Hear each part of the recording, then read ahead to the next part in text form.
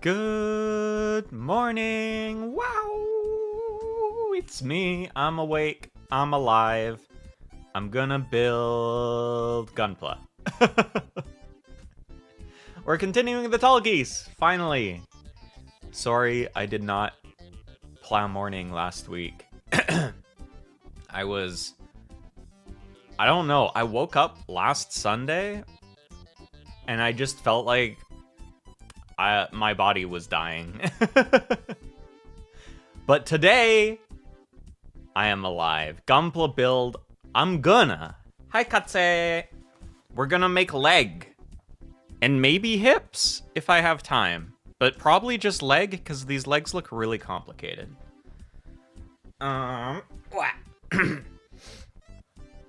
Also, I know for a fact there's at least a little bit of gold in here. So let's figure out where that is and paint it now so I don't have to do it later. A5, I think it is. Leg. Yeah. Here. Whoop. It will go here. Ooh. Okay, I have to get all the runners out.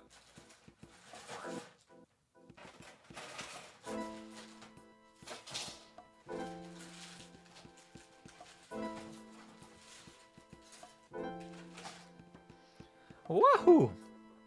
How is your weekend going? Mine is good. I went into town yesterday and ran some errands and got some yummy snacks. We have this really good Asian grocery store in town. And it's kind of like out of my way. Like I have a grocery store that's way closer to me that I usually go to, but it's nice to go to get like seasoning and yummy little snacks and stuff. So I went there yesterday. Where's... I have a different file that's a different shape. That's better. Where did I put it? Where did I put it? Oh no, you're thesising. Good luck. Man, I'm so glad I'm not in school anymore. That probably doesn't help your feeling of pressure, but maybe it will help when I say that finishing school and working instead is awesome. IMO. I was actually talking about my with my coworkers about that this week. How like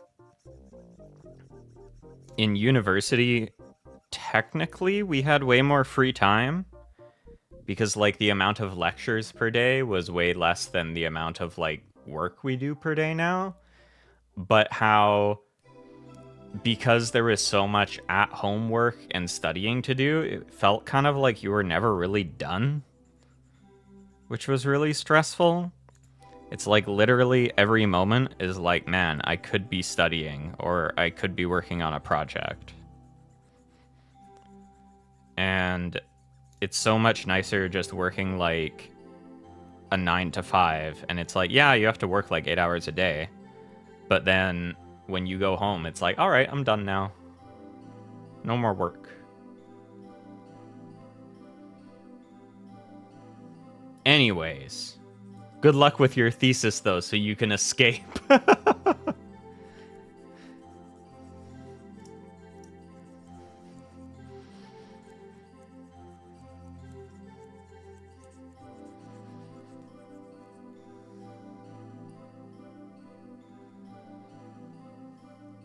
Classes are pretty chill, thesis not so much.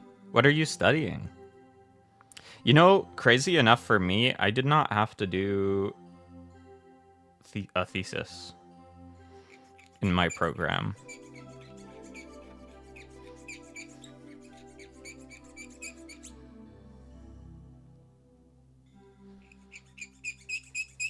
They were just like,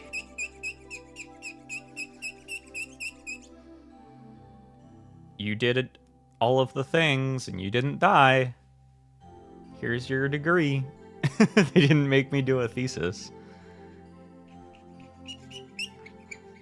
If I'd done like a master's, I would have had to, but for my bachelor's, they were like, we don't give a shit.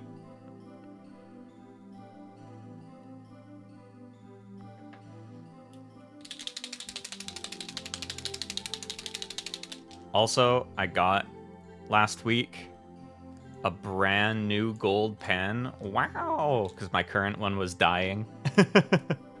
And I knew it wasn't going to survive for the rest of this kit.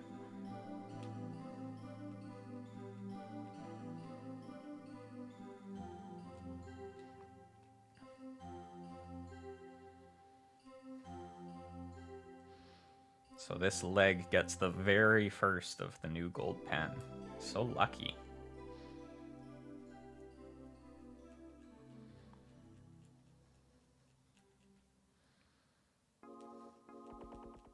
Just have to prime it here.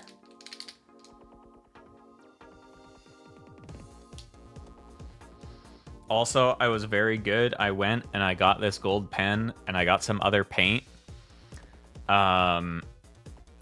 And I did not get more kits. I did not get any more model kits because I was like, I already have a huge backlog.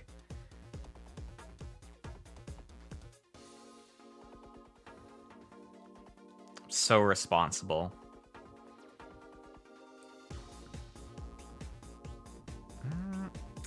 Needs to be more primed. Although I say I'm so responsible, but I accidentally have two of the same kit. I'm wondering, I feel like I should just like give one of them away or like sell it or something.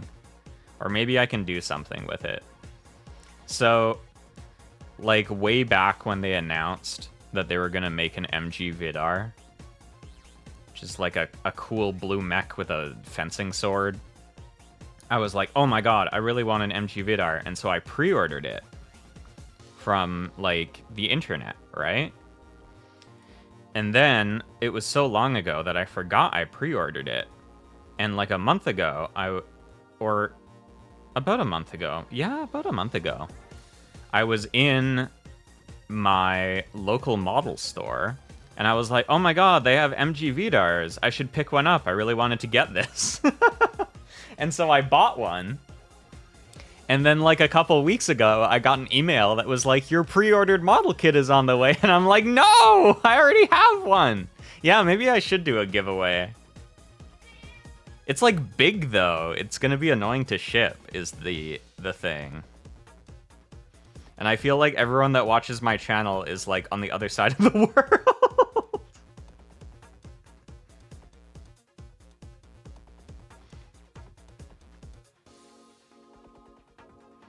If it was like a magic card, I could send it in an envelope, but it's like a big ass box.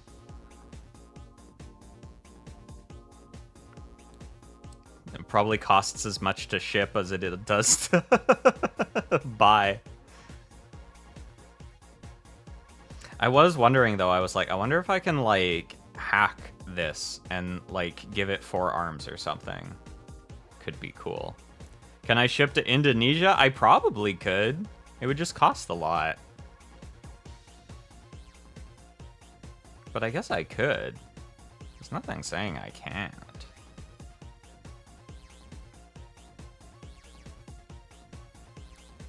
It's a really cool kit too. It's big and blue, and it has a sword, and it has dual pistols. The Vidar is such a cool design. I don't know why it has fucking dual pistols though. Like, aside from the fact they look cool, they seem very not useful. One of the kind of like lore pieces of the series it's from, of Iron-Blooded Orphans, was that the way they designed armor for mobile suits had gotten so good that ranged weapons were mostly kind of useless. Like, armor could defend against ranged weapons really well. And so everything was kind of shifting over to melee more again, because you could crunch through the armor with it. Kind of like Dune, I guess. So I don't know why the Vidar has 2 pistols, because they're not going to do shit. Oh, big tariffs. Oh, that sucks. Man. And same, honestly, probably I try to ship this even to someone like watching from the US, and I'm gonna fucking get hit with tariffs too. Like, what the hell?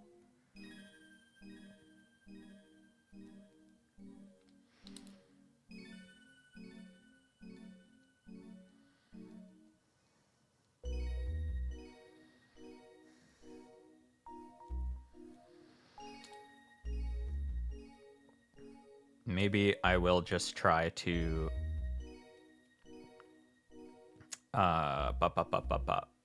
like model hack it or something, and give it 4 arms, because I think having 4 arms would look so cool. I just don't know how I'd do it. I just need to get like 2 connectors into the shoulders, maybe.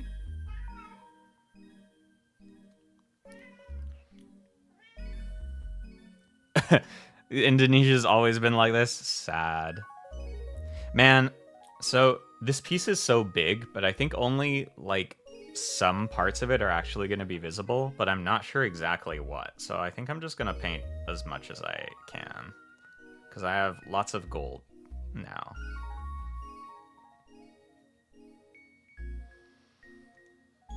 I'm a little worried that because this pen is brand new, it's like a slightly... It feels like a slightly shinier gold than the gold I've been using so far. So I might have to go back and touch up some of the old parts, so everything matches.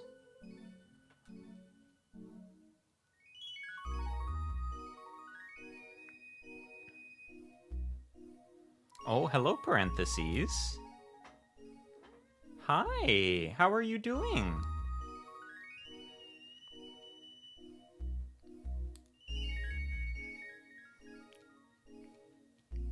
Ow, hi. No, don't swing your floofy tail into the piece I'm painting. I'm gonna get cat hair on it, and you're gonna make your tail gold.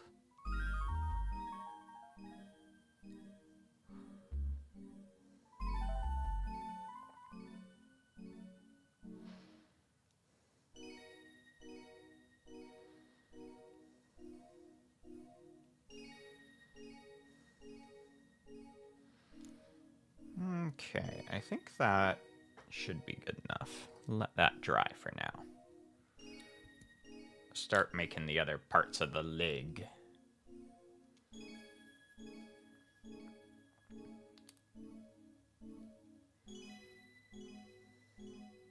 So shiny, so pretty. Wing, bling, bling, bling. Put that aside. A parent thesis.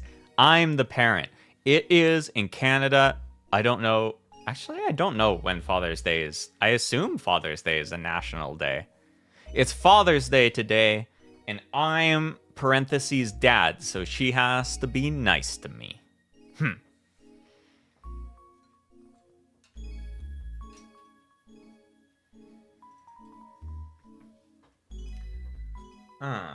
Okay, what bits do we need here for the feet?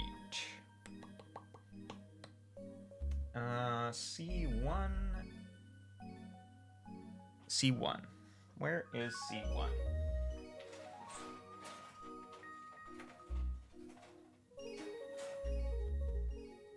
Here is C1. Happy Father's Day, No.A. Thank you.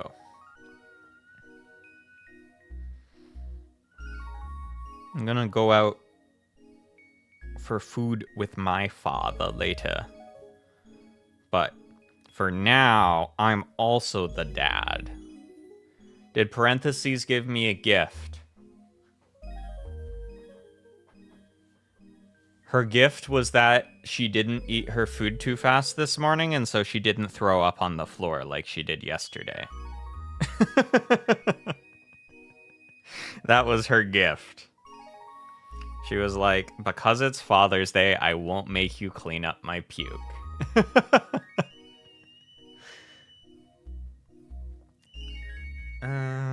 15. This guy.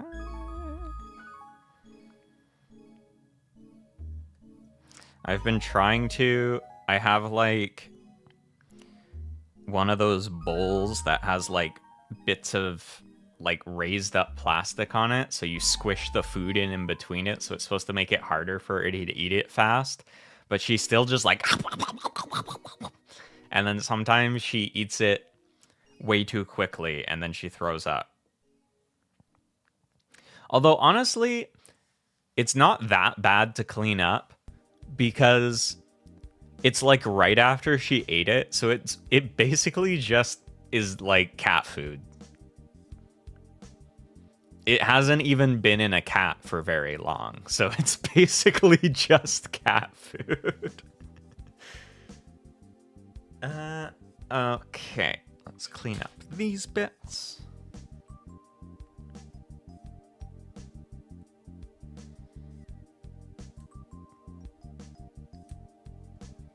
Boop, boop, boop, boop, boom.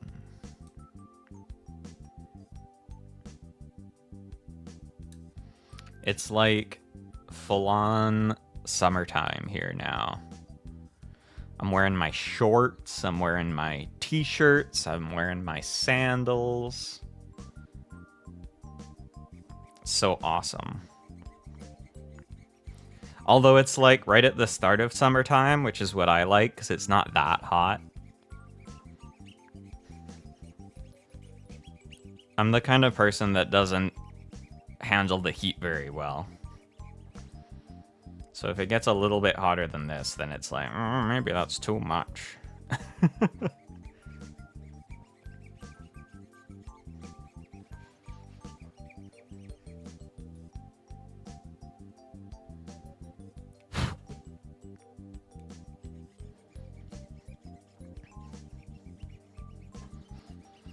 But for now, it's nice. Even though I burnt the hell out of my knees this week.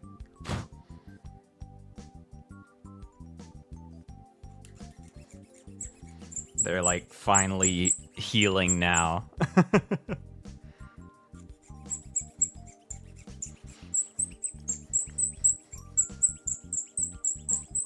Oh, that's a squeaky piece. Living like it's gonna be a famine. Yeah. She's like, man, I don't know. You might not feed me again after this. Someone's gonna take this food away from me if I don't eat it fast enough.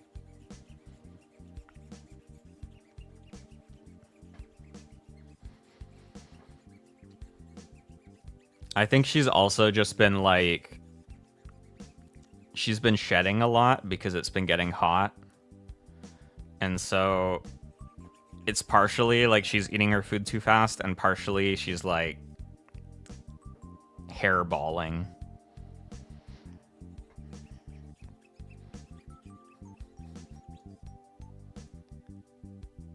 Oh no, the tropical nation spawn. Oh, sunburned hands seems brutal. I feel like I feel like I've sunburnt my hands like once and it was not fun. But for the most part, they're okay. In terms of sunburn, I'm usually not that bad.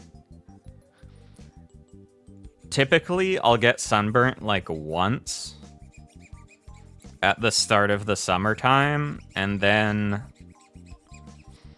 I just tan, and then I don't get burnt again. But my problem was that, like, my lower legs are all tanned now, and they won't burn. Like, they're good. They're all cooked. But I was sitting in the park having lunch, and so because I was like sitting on the grass, my shorts were a bit higher up my legs than normal, and so they were exposing the defenseless white parts of my upper legs. And so like from my knee to like, I don't know, like 3 inches up my thigh just became like bright red. Yeah, that's the worst part, is taking a shower afterwards and it just burns.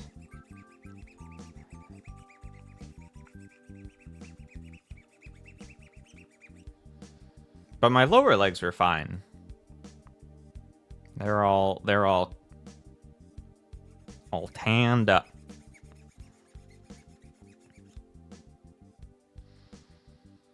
Honestly, it's bad though, because I know like even if you're not getting burnt, you should wear sunscreen because it helps protect your skin from like other things and stuff. But the problem is because I don't get burnt, I'll just like not put on sunscreen because I'm like, well, I'll be fine. Gyaru No.A, I guess. I'm definitely less white than I am in the winter. Oh, actually, I can show you. So this is like my normal color, right? This is on my like underside of my arm. And then this is my summer color. See? I'm like a roasted marshmallow. The contrast.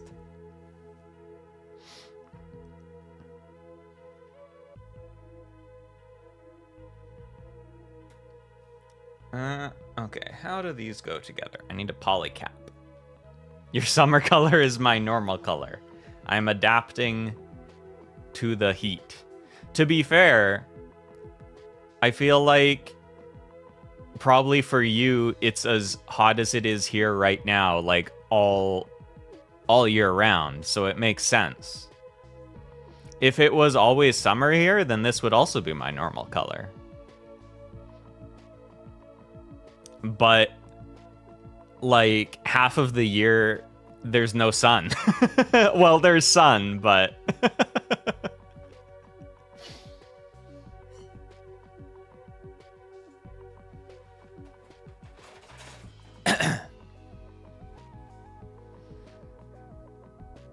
yeah, I change color depending on the season. Or like only the summer. If anything, I'm probably even whiter in the winter.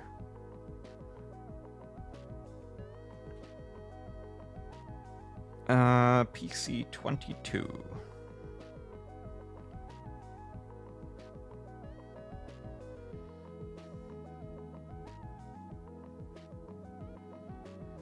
But it has been nice having the sunshine and the heat.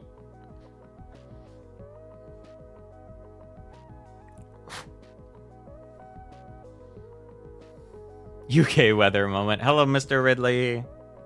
For me, it's Canada weather moment, but, you know, it's not... It's comparable.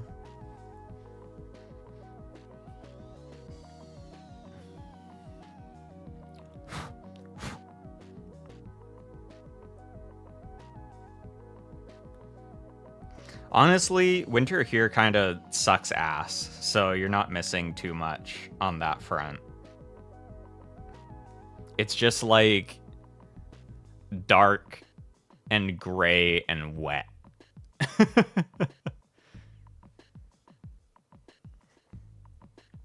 And cold.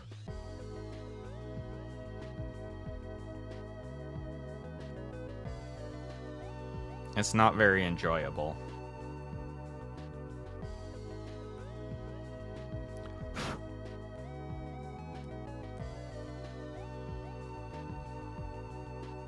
Stay inside and draw things. Yeah. Unfortunately, it's like, I almost wish, like, I like it when it's really cold in winter, because then I'm like, well, just stay inside, because it's, like, fucked up out there. But here, it's just, like, kind of cold and depressing. Can't withstand tropic heat, but drop the temperature below 20 and my body starts dying from cold. It's funny. I've been saying it's been so nice that it's hotter here lately, but I think it's like 17 today. That's warm for me.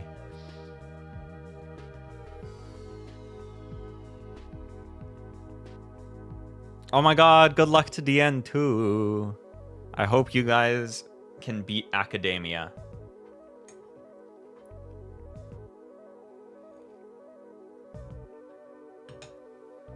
I need B1. This guy.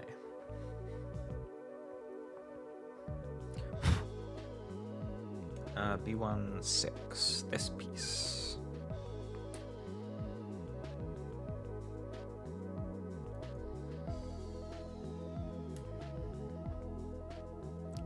Boop. And then I also need D8. Where is it?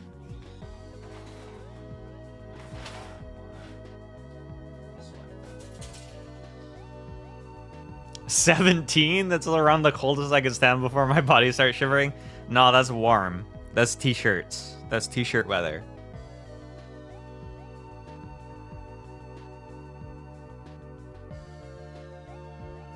That's like the lower bounds of shorts weather.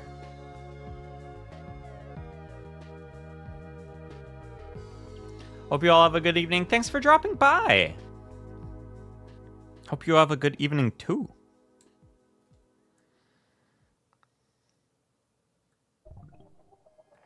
Boop. Good luck with the build. Thank you. Making leg. I feel like the leg is gonna take like all stream today. This fucker's legs are so complicated. Sleeping with covers, that for me. That's, oh my god. Okay, actually, this is my biggest pet peeve about summer, is that I love sleeping with like as many covers and blankets as possible. It feels so awesome and nice and cozy, and I can't do it in the summer because it's too hot. It sucks. The best part of the winter is getting to put on like the duvet and extra blankets on top. Oh my god. Did you know there's ice that doesn't melt in room temperature? They call it Ice 9. Oh my god, I think I've heard about this. And the crazy thing about it is if it comes in contact with other ice, it will also convert it into Ice 9.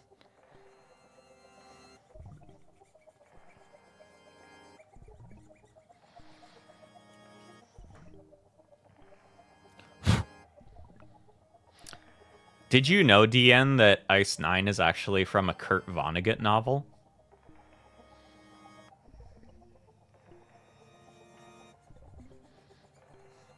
I went through a phase in high school where I just read, like, a shitload of Vonnegut novels. They're really fun, honestly. I would recommend them. I feel like their quality kind of varies, but they're all generally not a waste of time, like at their least, and very good at their best.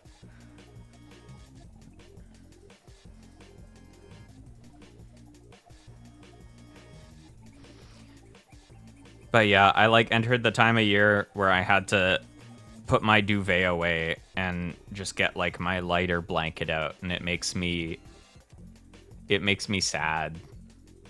Because I love having lots of blankies.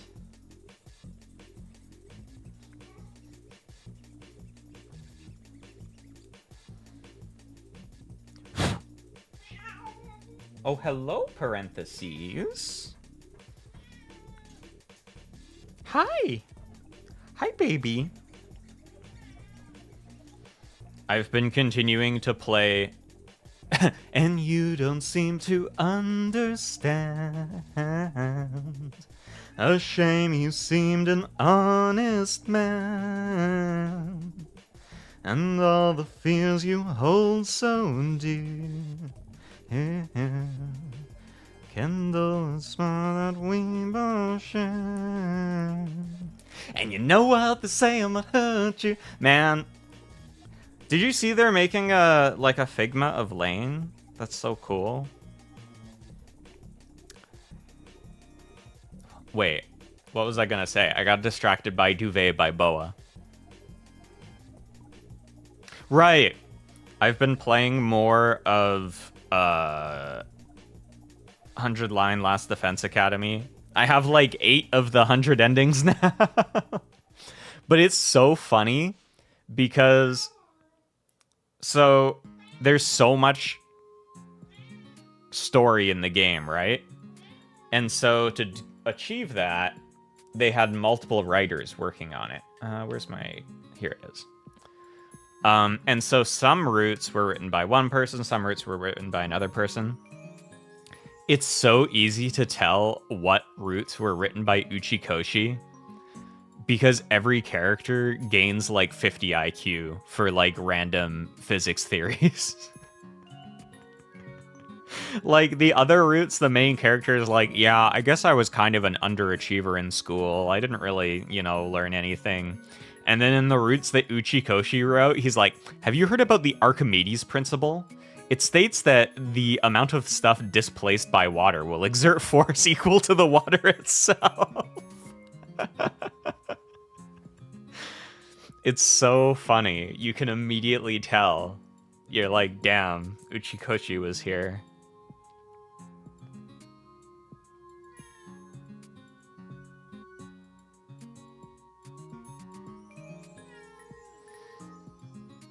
Hello, feces.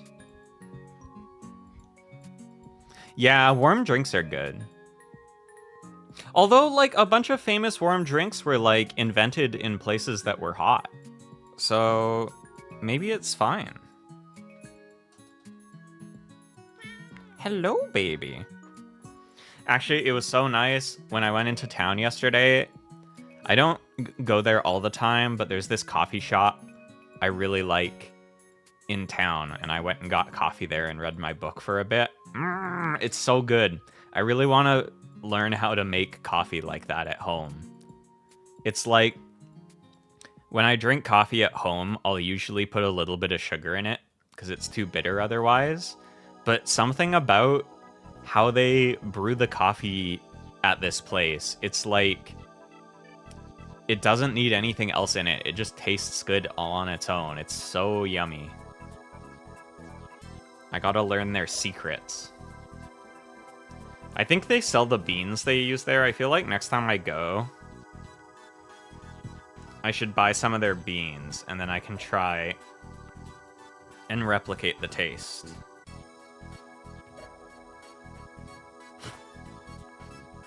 Time to work part-time there? I'm not gonna go that far. I don't want to work more. I should be like, hey, you don't have to pay me, but can I just stand behind the counter for like a couple hours and like fucking watch you and steal your coffee making knowledge? Honestly, it's like not a big place. I could probably just like sit, because there's like an upstairs part. Okay, wait, I have an idea. There's like an upstairs part and it kind of looks down over the rest of the shop. I sit upstairs, but then I lean over and I watch them make the coffee and I steal their secrets. I figured it out. Cereal, cornflakes, iced cappuccino. I have tried cereal with coffee, with hot coffee though, and it wasn't very good. But cold coffee might be different. Hey, parentheses. I'm trying to build a foot right now, baby. Can I do that? Can I... Ow. Can I do that? Cafe heist. Yeah, I'm not stealing any, like, physical things, though. I'm just stealing knowledge.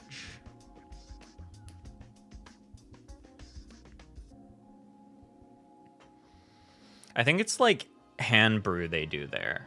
So, like, when you do, like, pour over, but you do it really slow. Maybe that's the secret. A lot of the cafes I went to in Japan also did, like, hand brew, and they also had yummy coffee. Maybe I should start learning how to do that.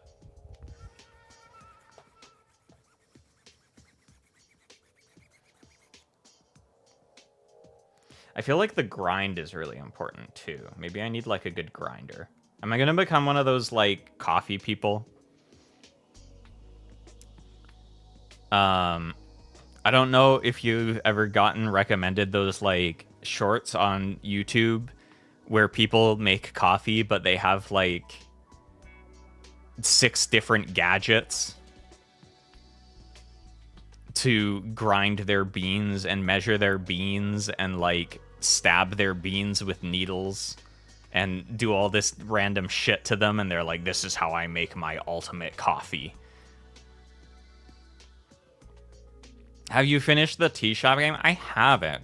I've been thinking I might honestly finish it off stream. Because it feels like... I don't know.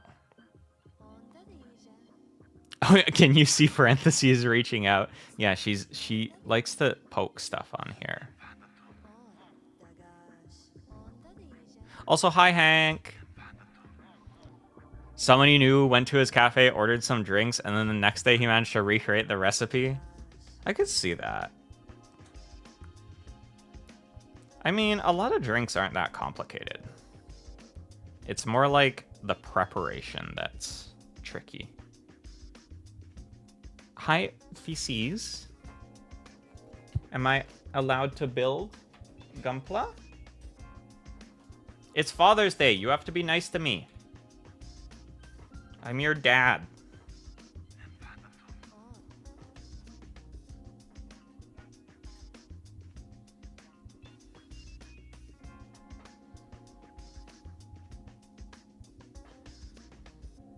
Hey. Stop biting things. Come here. Come here. Come here. Come here. Come here. Come here. Come here. Come here. Come here. Meow, meow, meow, meow, meow. I've been playing more of the new Rune Factory off stream too. And it's good. I think I don't... They're trying a lot of new things with the new Rune Factory.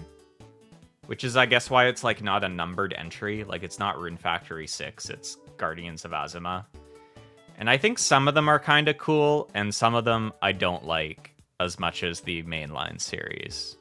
But I do think that, as a whole, it's better than Rune Factory 5. Which is good, because Rune Factory 5 was kind of bad.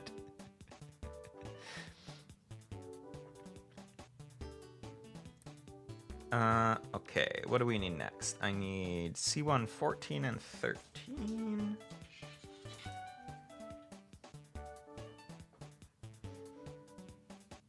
Also, the characters are cute.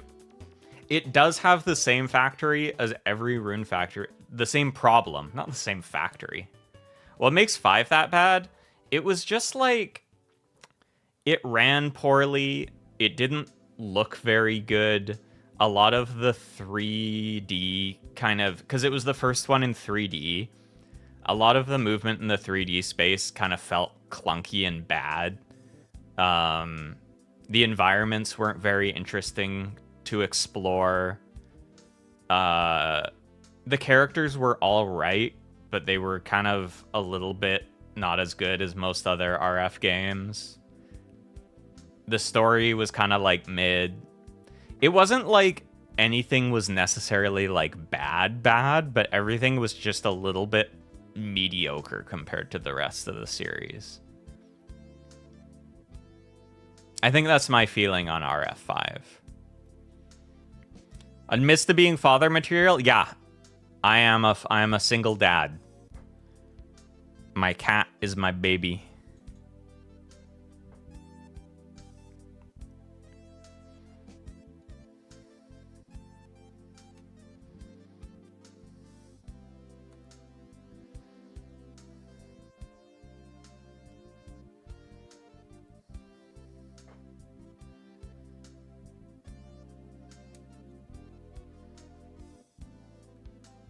But yeah, Guardians of Azuma has the same problem that every single Rune Factory game has, which is that there's a hot single older lady that you can't romance because they're like, well, she's too old.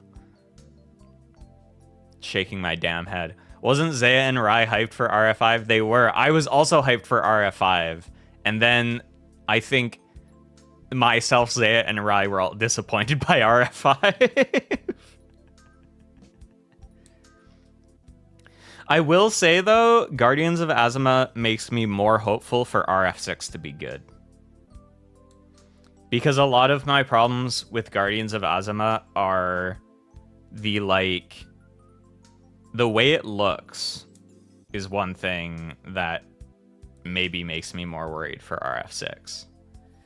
But a lot of my other problems are just like the kind of weird new things they're trying out. And I kind of expect RF6 to go back to the main formula a bit more. I do dislike that it looks like Genshin, though. Is it the same dev team as mainline games? I'm pretty sure it is. I don't think their dev teams are, like, really huge. I think it's more just that they wanted to, like, use it as, like, a way to try out new things. And some of which I really like. Like, there's a lot more focus in Guardians of Azuma on town building. It's kind of a little bit, it's less of a farm simulator and more of like a town management sim. And building the town is fun. It's cool being able to like lay out everything and like decorate it and making it look pretty and stuff. But it comes at the cost of the farming being less in depth, which I don't like as much. And yeah, I think my main problem with it is still just how it looks. It just looks like Genshin. Why does every anime game have to just look like Genshin now? If they added, like, just a slight filter to it, I feel like it would look so much more like Rune Factory. Because all of the old RF games have this kind of almost, like, painterly storybook look to them. And I feel like that's a really distinctive part of it. I think even, I haven't played it, but Frontier on like the Wii or the Wii U was in 3D and it had a more like painterly look. And it looked really good. And now they're like, well, what if we looked like Genshin? And it's like, man.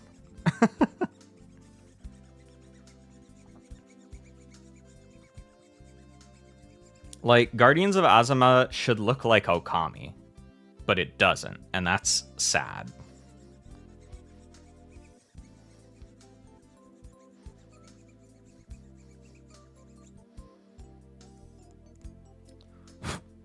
I think another thing is just, like, even if your 3D models are really good, for games like this, I kind of always prefer character portraits. And when you have 3D models, you can be like, well, we don't need character portraits. Just look at the 3D model. And I'm like, eh.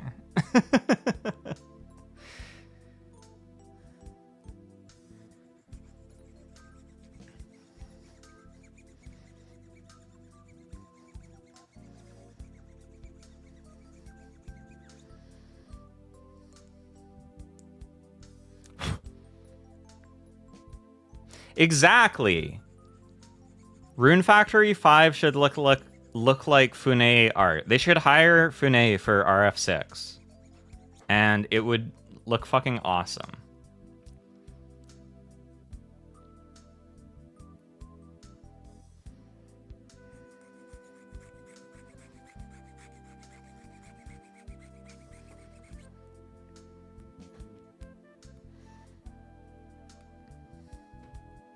But all that said, I'm still having a good time with Guardians of Azuma.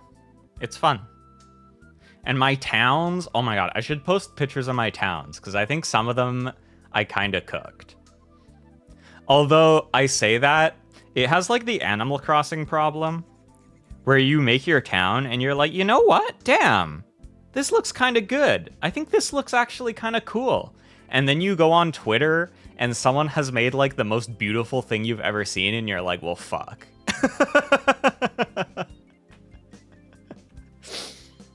But I think my towns look not bad.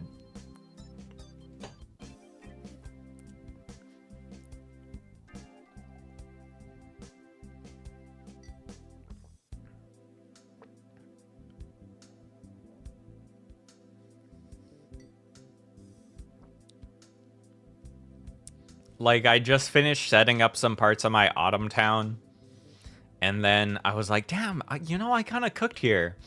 And then I went on Twitter and I saw someone else's Autumn Town, and it looks like a fucking city.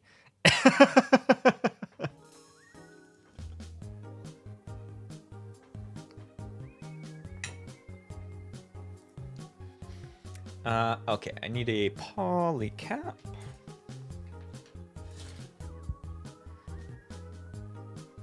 Uh, 21 is this guy.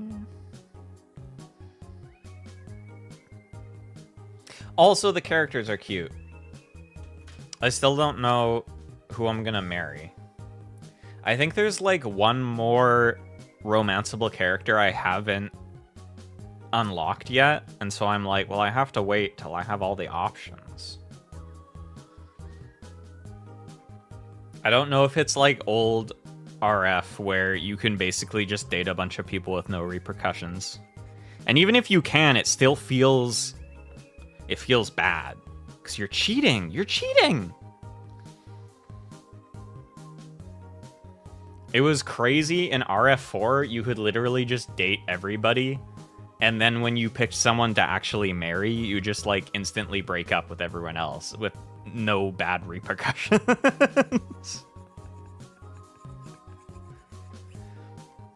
It was nuts.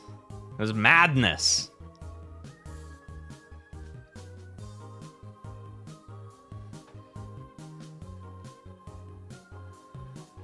If you're handed a game studio for free with experience, what games would you try to make? Huh, that's a good question, actually.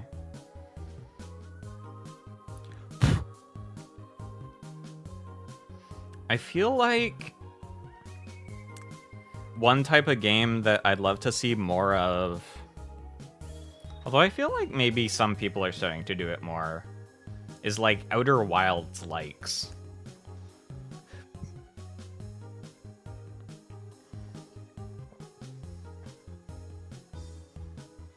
That said, though, I'm also like a huge fighting game fan, and so I might want to make fighting games. Okay, what parts do we need here? F. Where's F?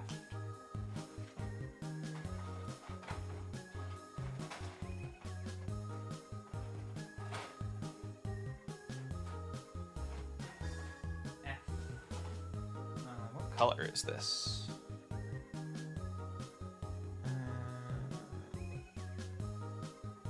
That said, though, I feel like fighting games are really hard to make because you have to, like, balance them nicely, and then people are mean to you on Twitter because their character isn't the best. So maybe not fighting games.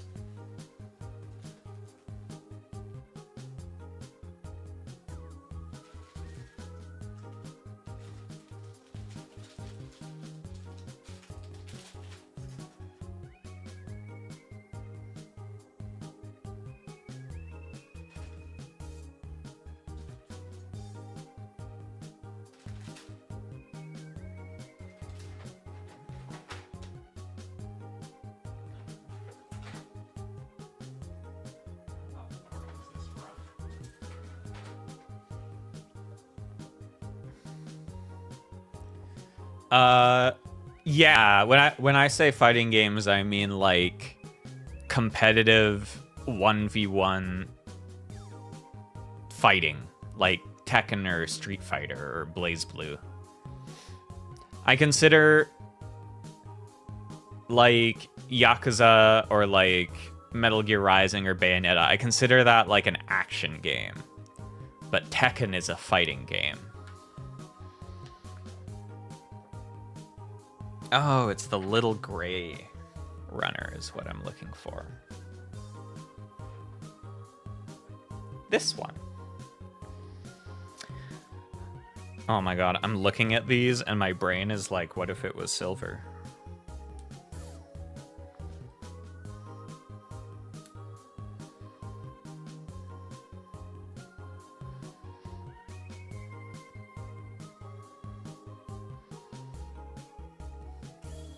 High key, I think I might have to paint this silver. Hold on. Let me look at what it looks like in the pictures. I feel like if I made it silver, I'd want it to be like a really dark silver, though. I don't think I have that available.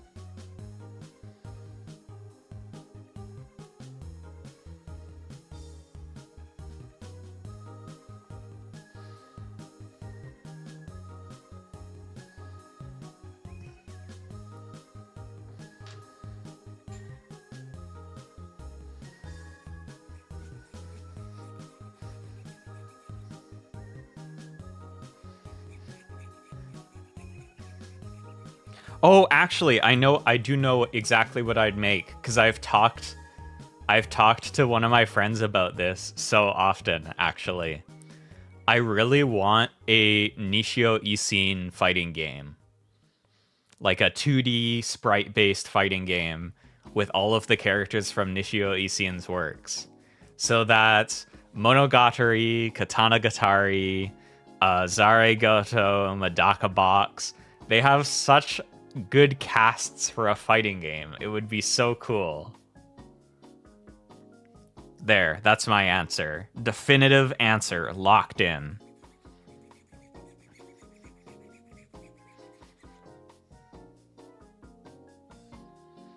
"2D sprite-based Nishio Isin fighting game."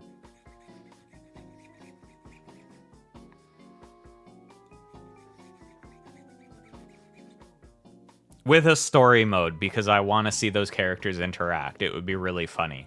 Also, he has to write it.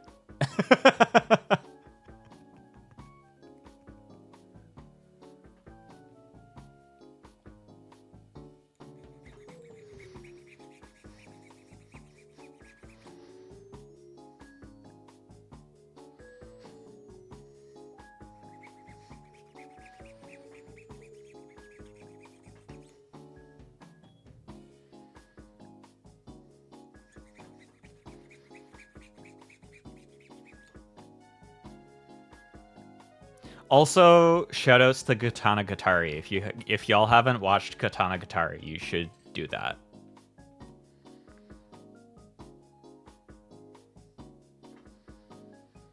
Man, maybe I'm gonna paint like just the little inside part of this silver and see if I like how it looks.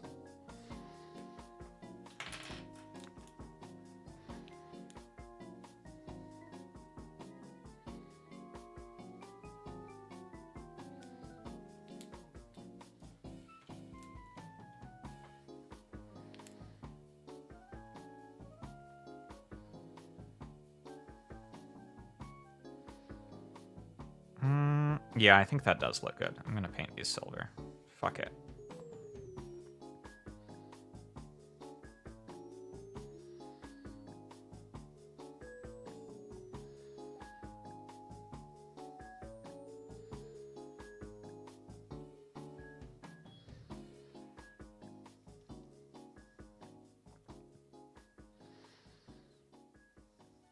It's weird. I feel like Monogatari as a series got like super popular, but Katanagatari didn't really take off.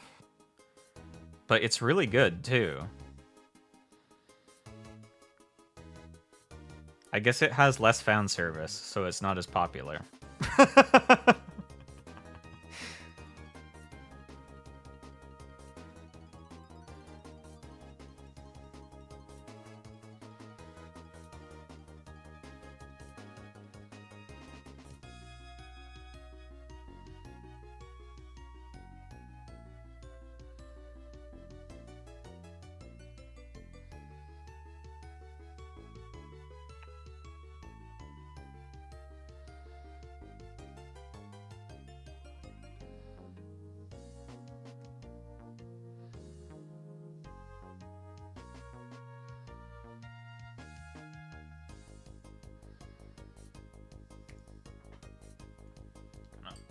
this there to dry.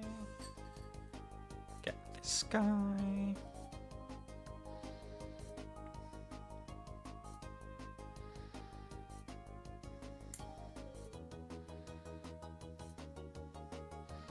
I do wish more fighting games had, like, super stupid in-depth story modes, too. Like, one of the things I really enjoyed about playing BlazBlue growing up was that every BlazBlue game you bought was a fighting game, but it was also a visual novel. Like, it was also just a whole-ass visual novel.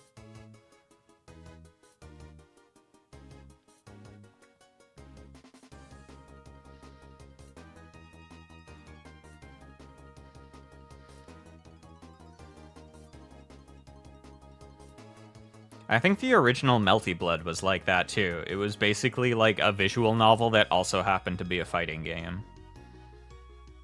It only had like 6 characters or something.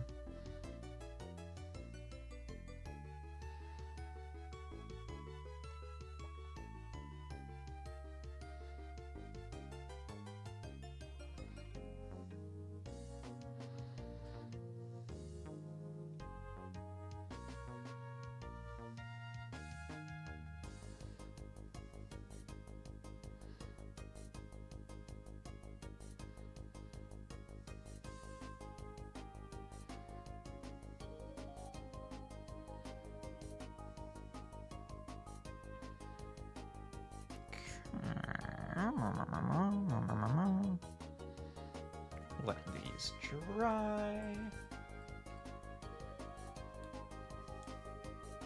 If y'all could make any video game with a pre-existing studio, what would y'all be making?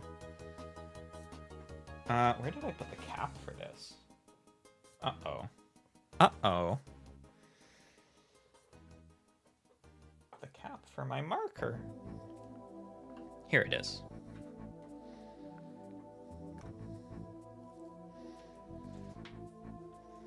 Okay, well, those dry. I need to get D5.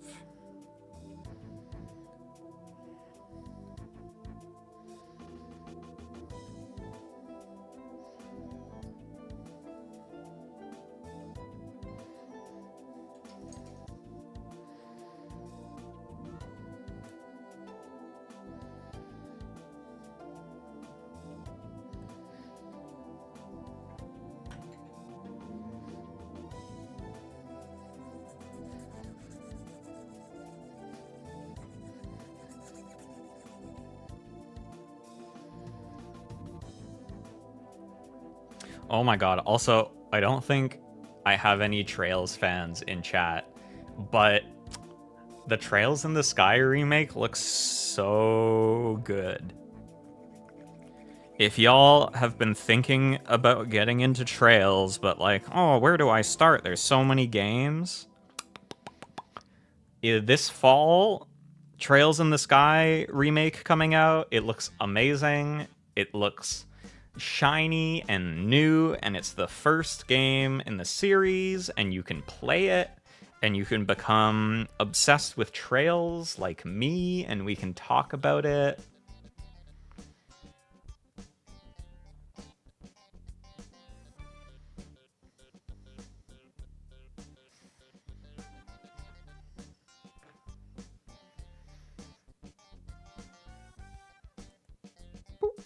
There's the toes. Okay. So we need those silver pieces for the rest of the foot, but we can start on the leg.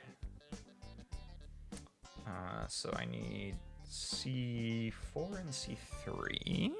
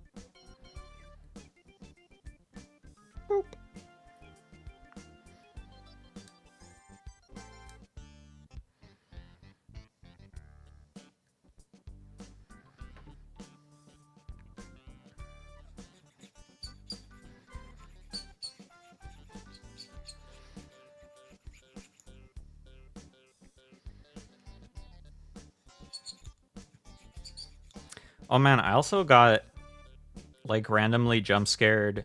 So I feel like they're making like a Shadowverse 2 basically. The like mobile card game. I know it's like a physical card game now too, and I don't play that. But I played the mobile game, which it was first, question mark, and then it became physical instead of the other way around. Anyways, for a while they've been like, okay, we're not supporting OG Shadowverse anymore. We're making a new one. And then it's gotten delayed multiple times. But I basically did that thing on like the Play Store lets you be like, hey, whenever this comes out, I want to play it. Just like install it for me. And so I randomly got jump scared this weekend where they were like, hey, by the way, we installed Shadowverse 2 for you because it's about to come out. And I was like, wait, what? It's actually coming out? So I'm looking forward to that. I think it's supposed to go live like tomorrow or something.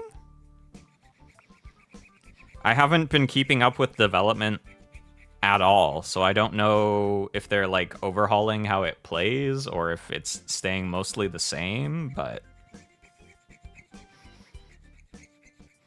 I think the original was really fun as like a relatively simple, I guess, quote unquote, a relatively simple digital card game. Honestly, it did get kind of fucked up, especially in later sets, but I think some of the ideas they had were really cool. And how some of the archetypes played were cool. So I'm interested to see what they do with the sequel. I'm wondering if they're gonna like totally overhaul some of the game mechanics, or if they're like, we have too many legacy cards that are fucked up and broken and we just want to start fresh.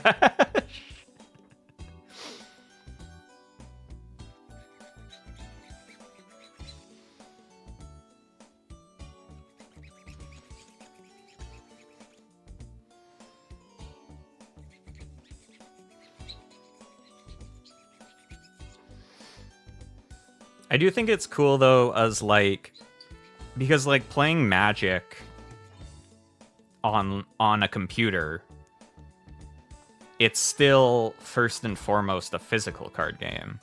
But because Shadowverse was, at least originally, an entirely digital card game, there was like certain effects you could do, like creating cards, like new cards out of nowhere and putting them in your hand, or adding cards at random to your deck, things like that, that work way better in a digital format. And so it was neat that they could kind of play around with the rules like that. Also, I will be right back.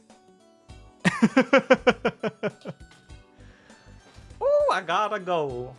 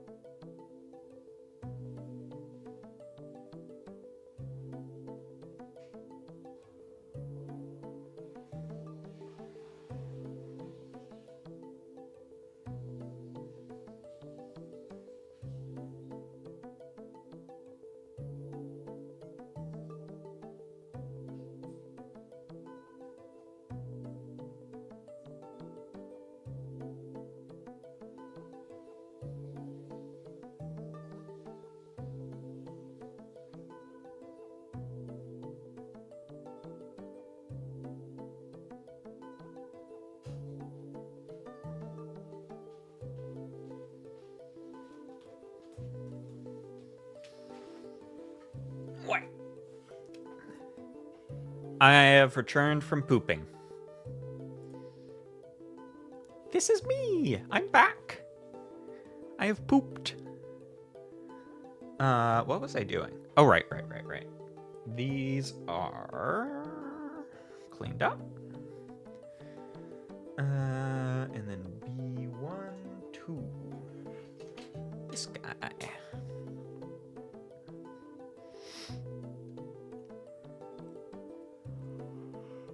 Oh.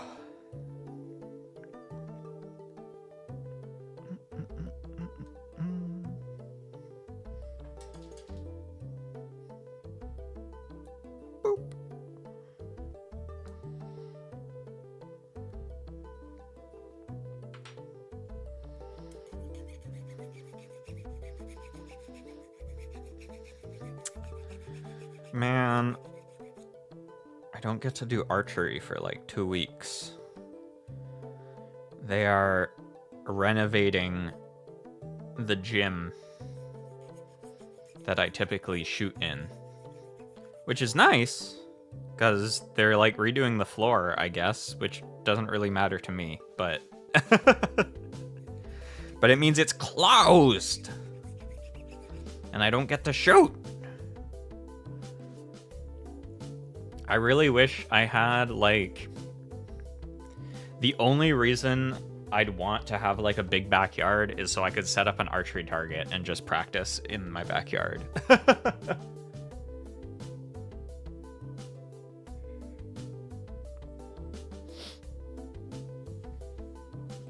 I wonder if I could talk to some of the people that live on the other side of the street from me and be like, hey... If I put an archery target on your balcony and I promise I won't miss, can I shoot across the street at your home and hit the target and then you, like, pass the arrows back to me somehow? I don't think they'll go for it. I feel like that's probably not gonna happen. Okay, how does this go together? Like this. And like this. Oh, that's weird.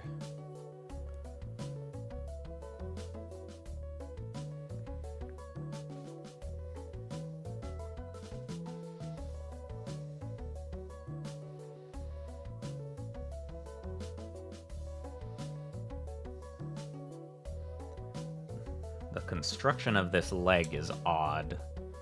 I feel like it's gonna have some cool stuff for the armor to shift around on it.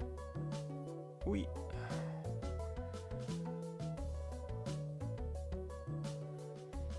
Some slick little bits of engineering. Okay, so we have that. Now we need E4. Where is E? This.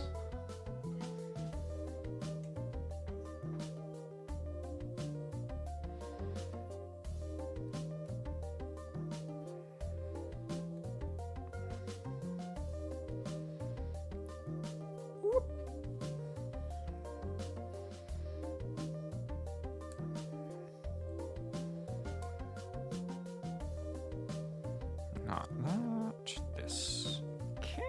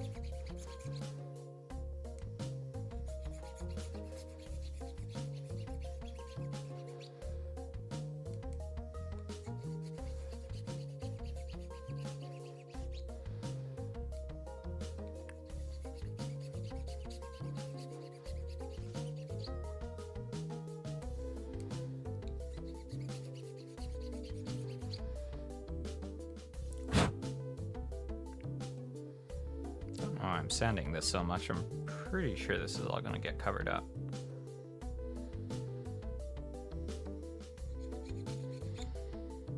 It's in my nature.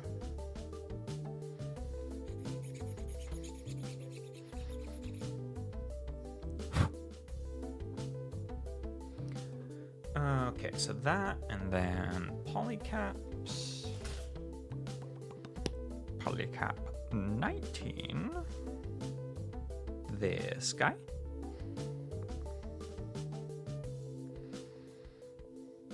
And polycap 18.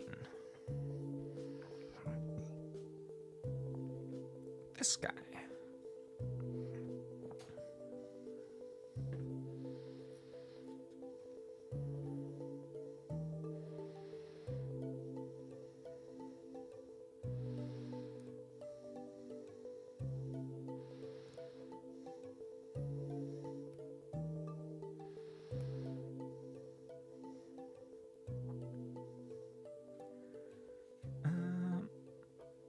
There and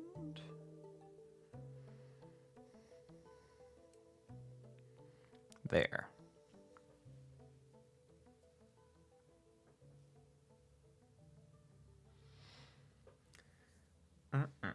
Okay, so we have that, and now a bunch of pieces from C.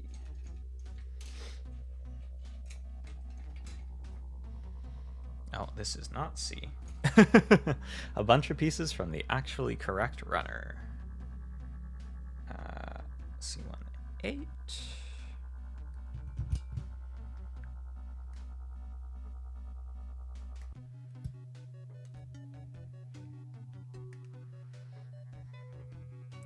This. And 16, 17. These.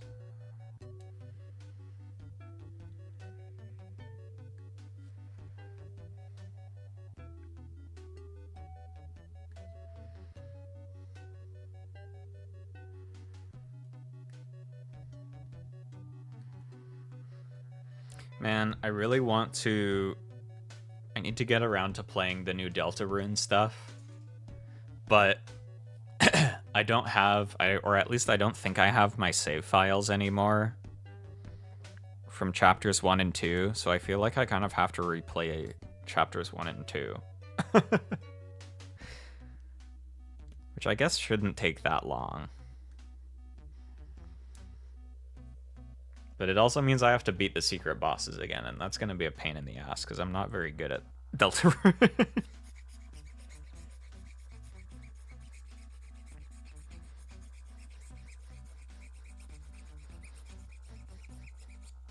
I'm not good at dodging bullets. Toby Fox, I know you love Toho, but please spare me. I'm not good at it.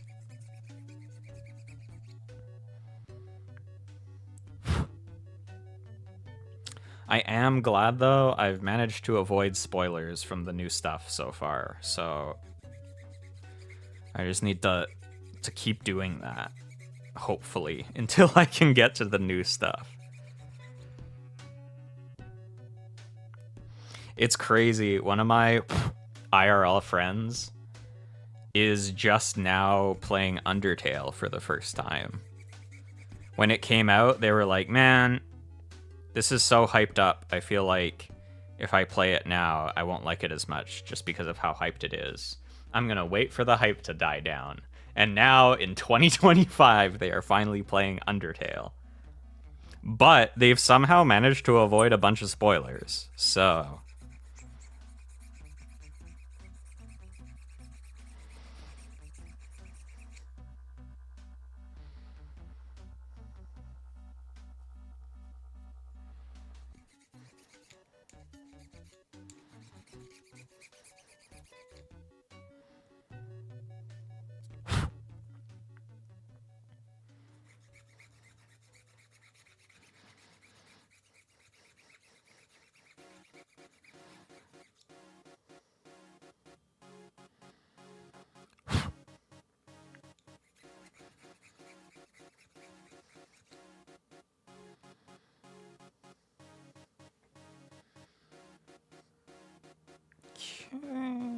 This bit.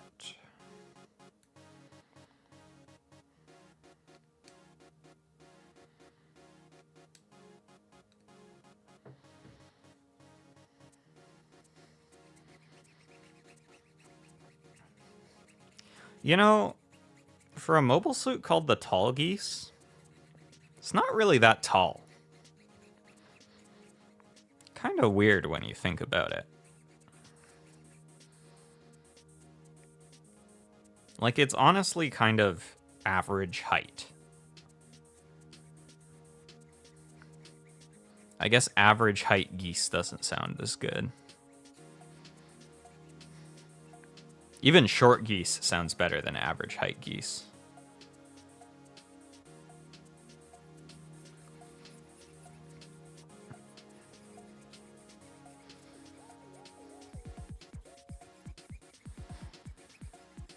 I wonder why they went with the name Tallgeese. I know there was like a interview once where they were talking about why they called that one guy Full Frontal, and they were like, we didn't know it meant that.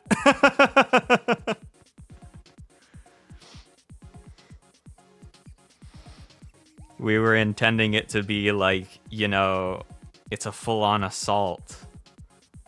Not like he's showing his cock and balls. But I wonder if they ever talked about why they called this one the Tallgeese.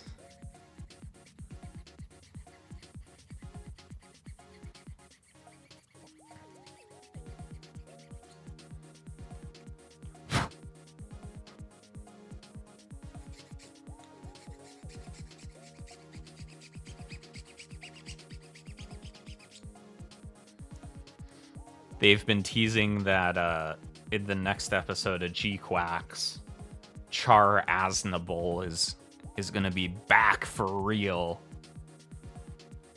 Which is really funny because he's kind of been back for the last few episodes, but like in disguise. And it's implying that with everything going on, he's like, I gotta go change clothes. I gotta go put my uniform on. Which honestly makes sense for him. Fucking extra bitch. I love you.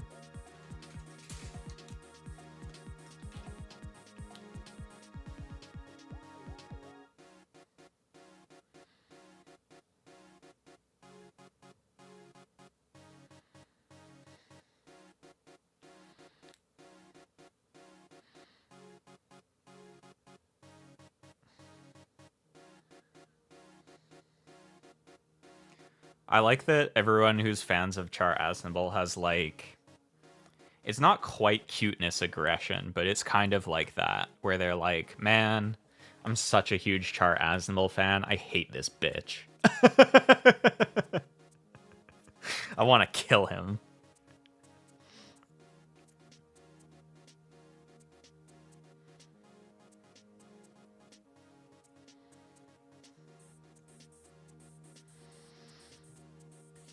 Okay, how are all these going together?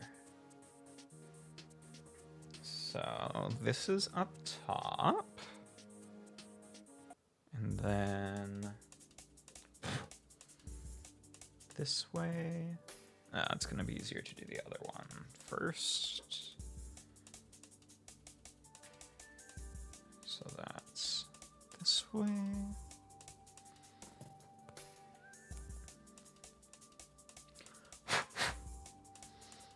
And then this is with this on the front side, this way. Wait, really? Oh, it needs a polycap. Okay, good thing I read that again.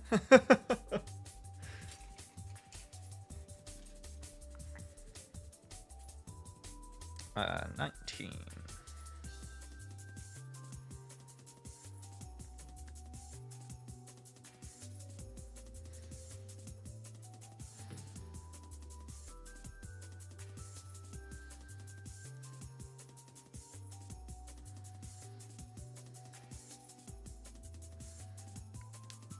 This way.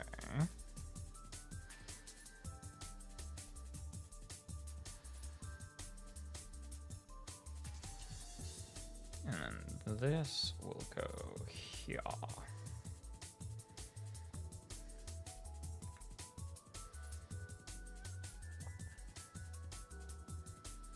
Like that. Oh my god, it's a leg, kind of. So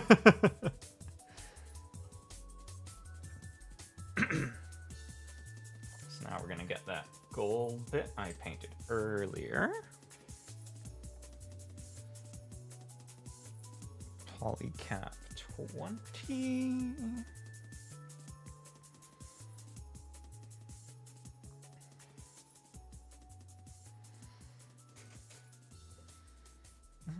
Does this need to be touched up at all? I feel like...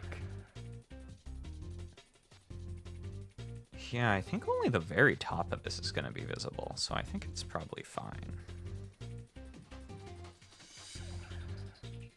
Time to do laundry. Hi, Ruby.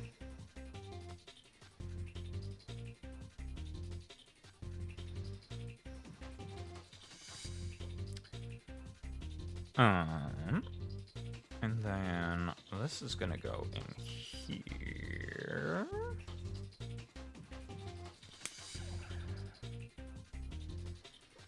And then this guy is gonna go on top of here.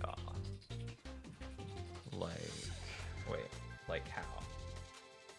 Oh, this is supposed to go on first. Oops.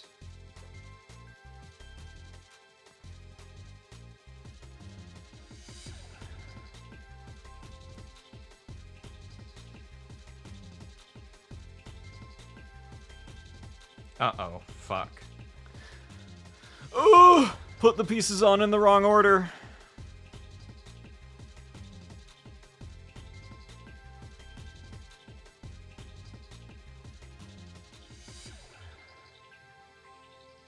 Oh, shit.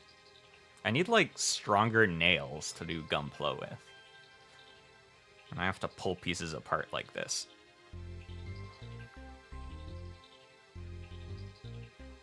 Isn't there, like...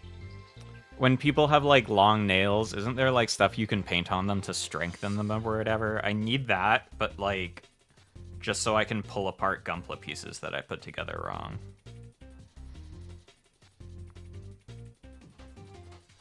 Fuck. I need, like, a knife or something to pry these apart, I feel like.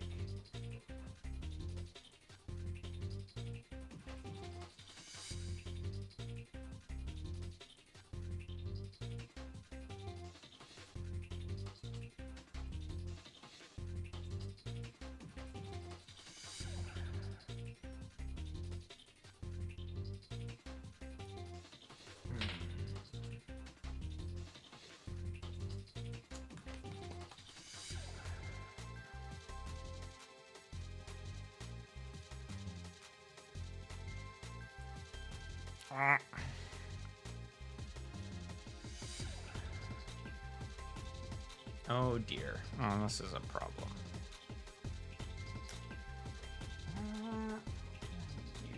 Use.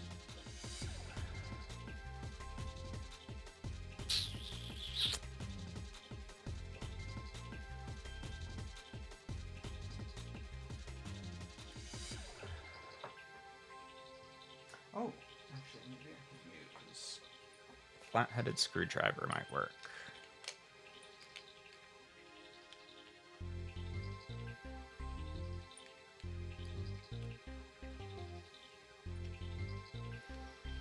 I think I should have that over here.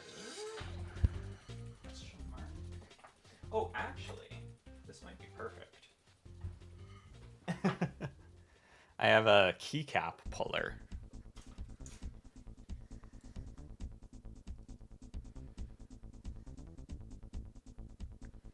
Oh, it's just a little too thick to fit under.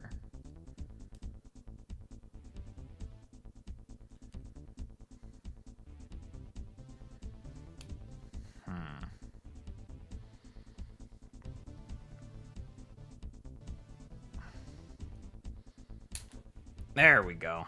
Holy shit. Okay. let's put this on the right way now.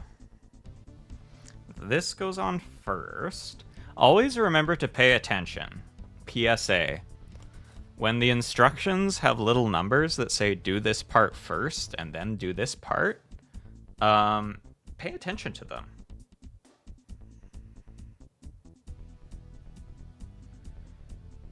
Okay, so this is on first here.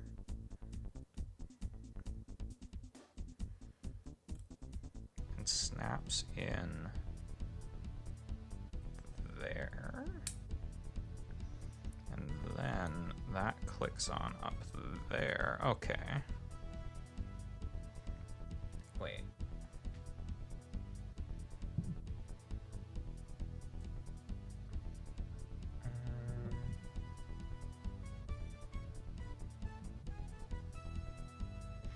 And then this is on here. Okay, yeah.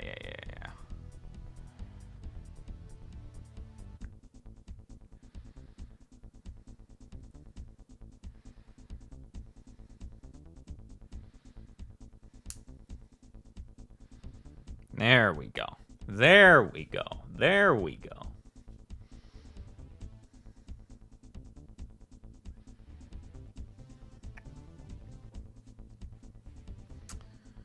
Now, 28, 29 for the top little part there.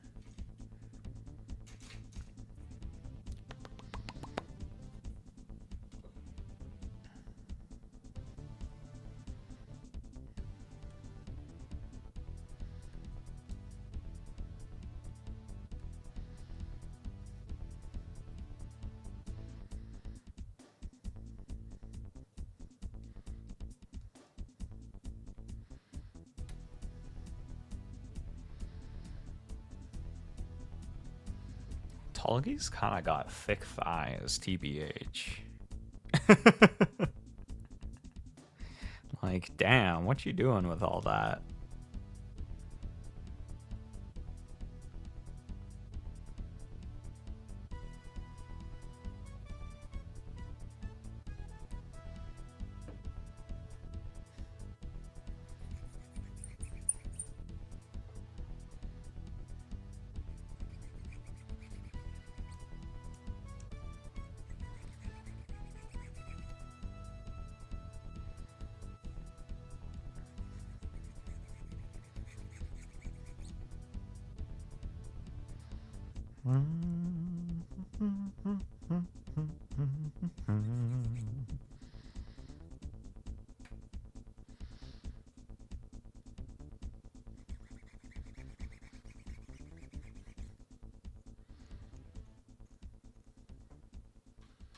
Oh shit, I just realized.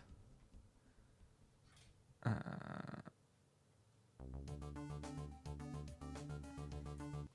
should switch my playlist before I autoplay to something.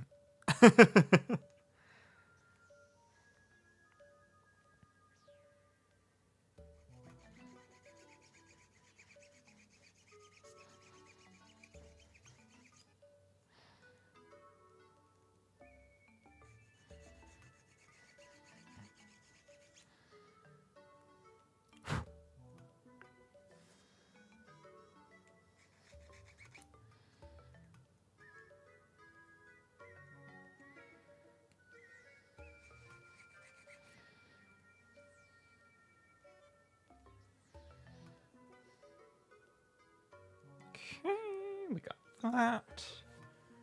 And then polycap 2 in here.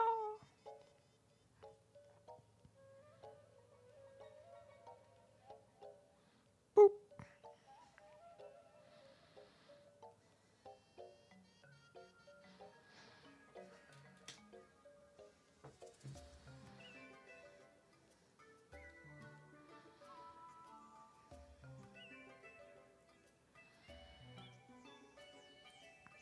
Oh wow, that's a tight fit. That's what she said.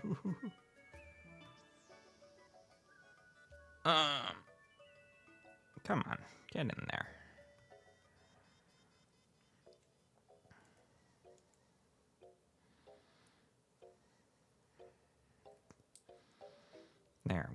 go. Do I paddle in this? Yes, I do. Where's my black marker? Here it is.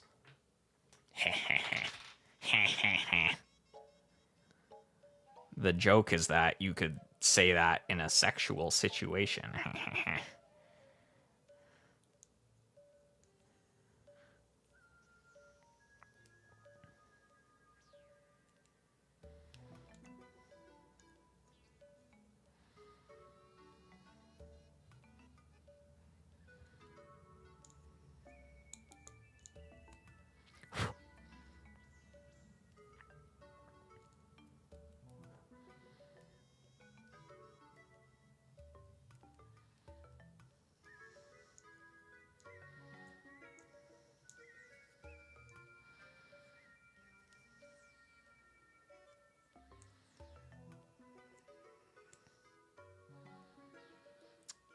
There we go. There's the top of the leg.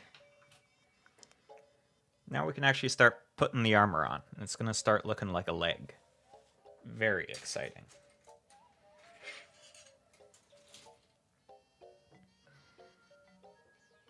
Get these big ass thighs on here.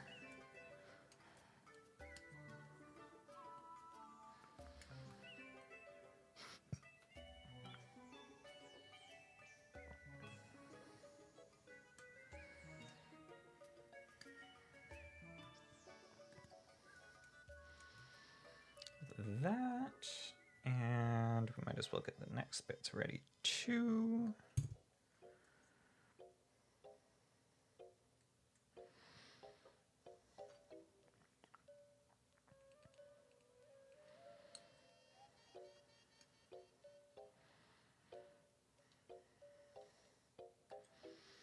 Now, unfortunately, I don't think I'm going to have time to do the hips today, so I won't actually be able to attach the leg to the body, but I can put it below it and pretend that it's there.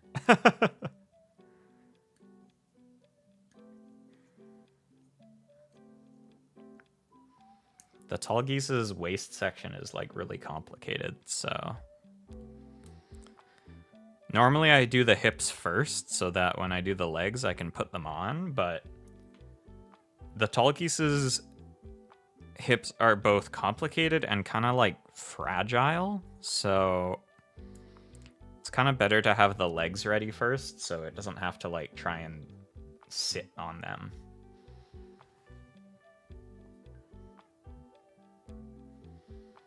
Because they sort of like link into the legs in a weird way.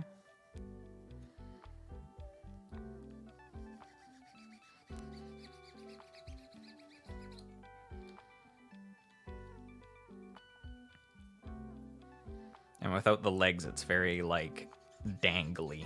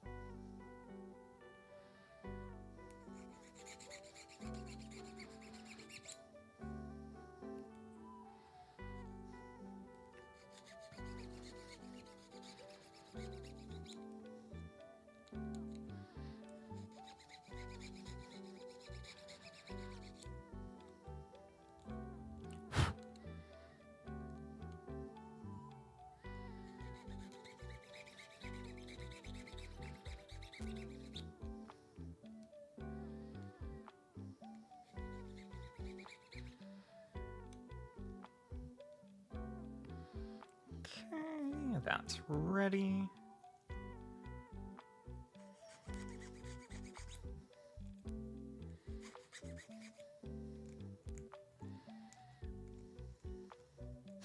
It's crazy. There's like this whole moving section just for the kneecap.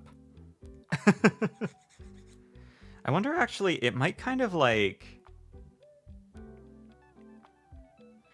I feel like when the leg bends, it might kind of expose some of those pieces. Maybe that's why it's all done up nicely like that.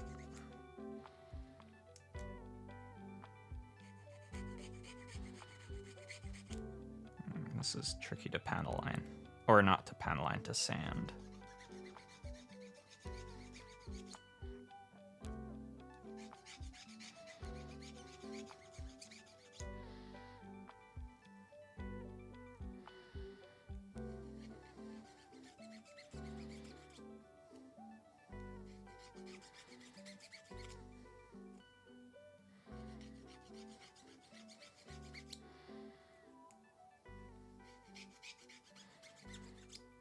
I was getting my wires crossed because I was thinking maybe I should panel line these inside bits if they're going to show, and then I was also trying to say something about sanding.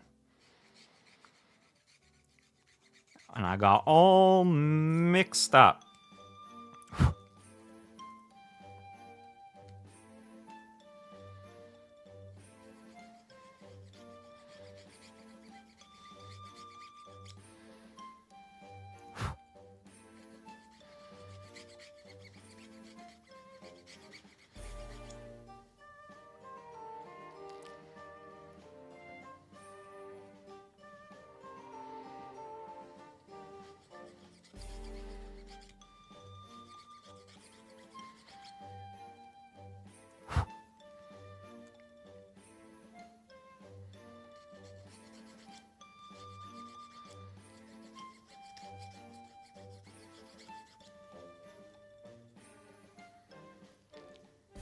Okay, that'll have to do.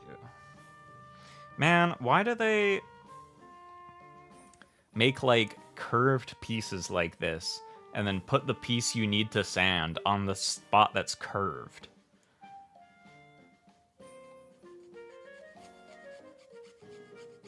It's like, you know what's really easy to sand? A flat piece. What if we put the piece you have to sand where it's not flat? Just as a joke. Just to, like, fuck with people. Just to make Noah's life harder. That's what they were saying at Bondi when they made this.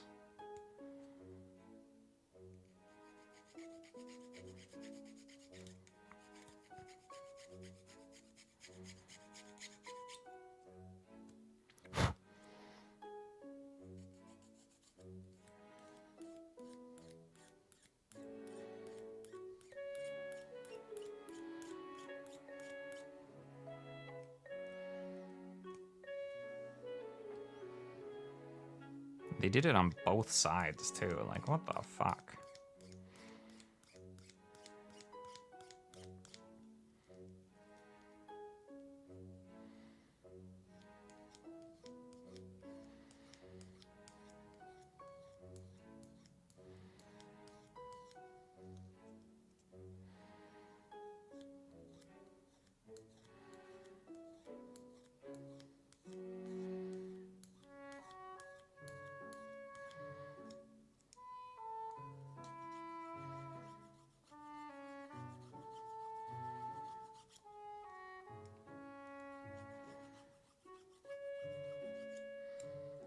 Yeah, my life in particular, they were like, you know what? I bet it's going to be annoying for Noah to sand this. So we could make it easier to sand, but we want to make Noah's life in particular harder, so we're going to put the pieces here.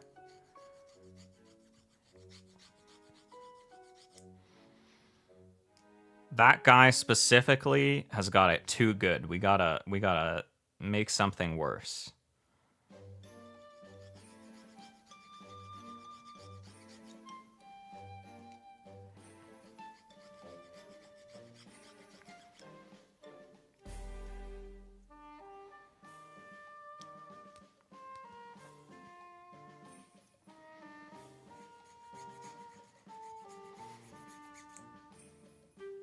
Or maybe it's just in general, they're like, you know what?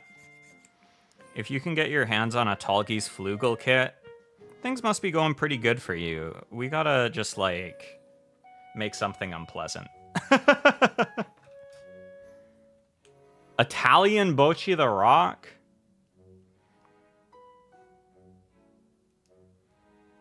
I was trying to think of a way to make a pun that was Italian and had to do with Bocce, but then I realized I don't really know Italian.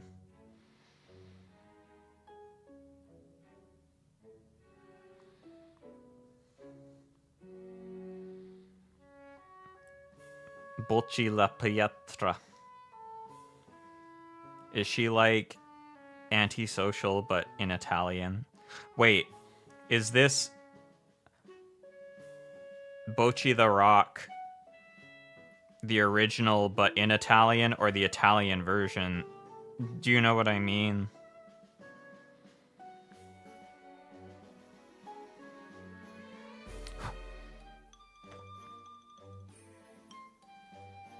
Is it translated Bocce the Rock translated to Italian or the Italian version of Bocce the Rock? These are different things.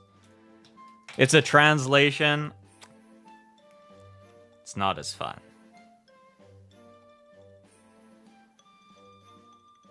I wanted Bocce la Pietra to be her own person.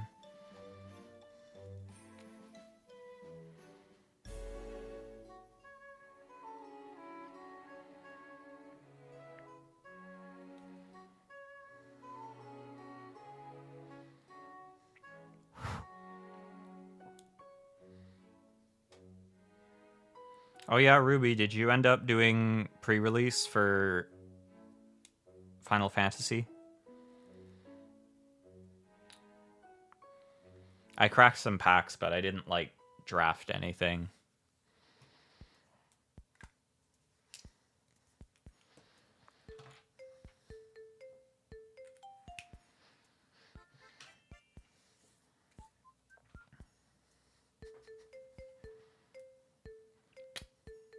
I did brew two pre-releases and did a league finals draft, and my pulls were ass. Sad.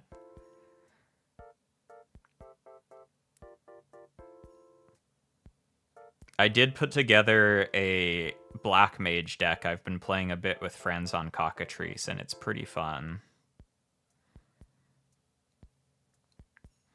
But it feels like it's almost kind of a bit too good for my pod. Because a lot of our game plans are like swing with creatures, and its game plan is like do 30 damage in a turn with burn.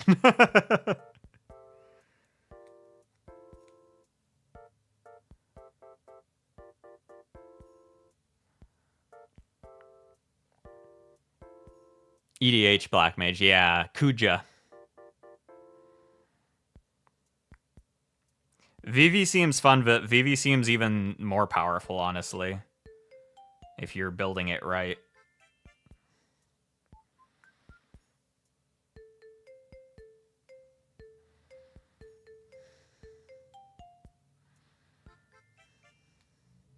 Kuja's fun, though. It's like Kuja comes out and gives birth like once or twice, and then turns into a furry, and then everyone dies.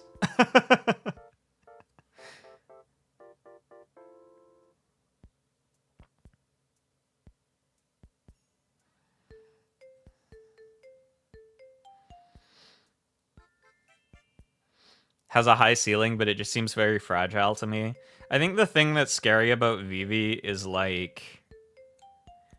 Yeah, I guess it is fragile, but it's like a pretty low-cost commander, and I feel like it's so... It's quite simple to just get like a shitload of mana really cheap and fast. Especially because its ability isn't a tap ability, so it can hit it as soon as it drops.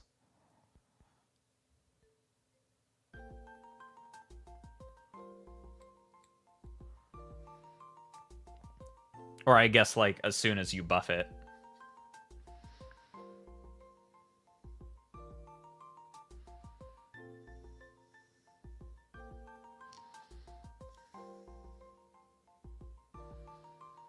Honestly, the last game I won with Kuja wasn't even because of Kuja. It was just like City on Fire into copying Bolt Wave.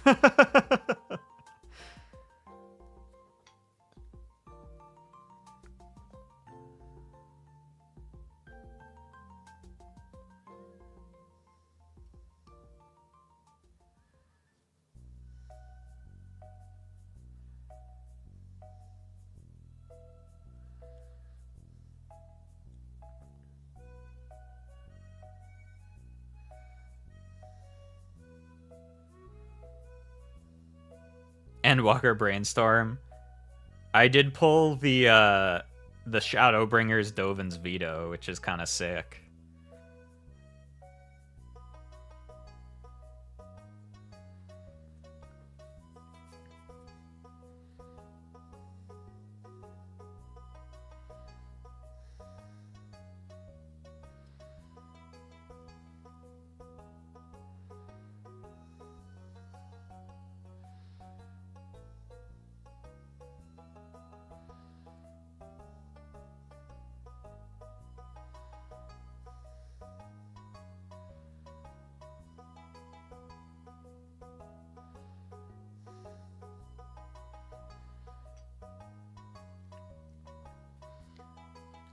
Okie dokie. These are all ready. So, I'm going to pay attention to the numbers so I don't fuck this up again. But this is going in here. And then...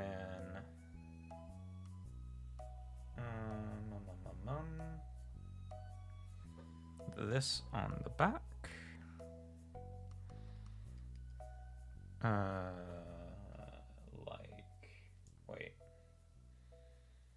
Like this? Yes.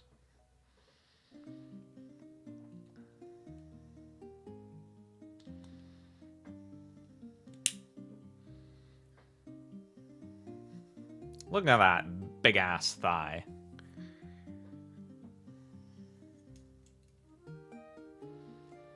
And then this on the front.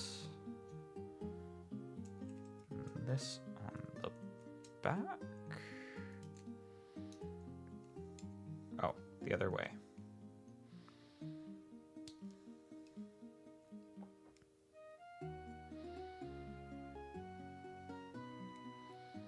Ah, that's why all that is mobile, because you do see it when it bends.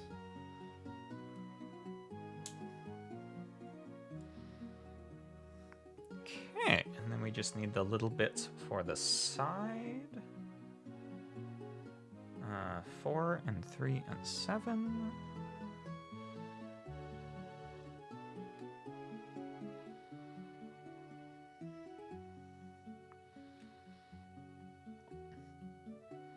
I really want to try and build around summons somehow for EDH, but I think they're just kind of like hard to make work, honestly. It's like, what if your Saga, you got to swing with it once as a creature, but in return it became like way easier to remove?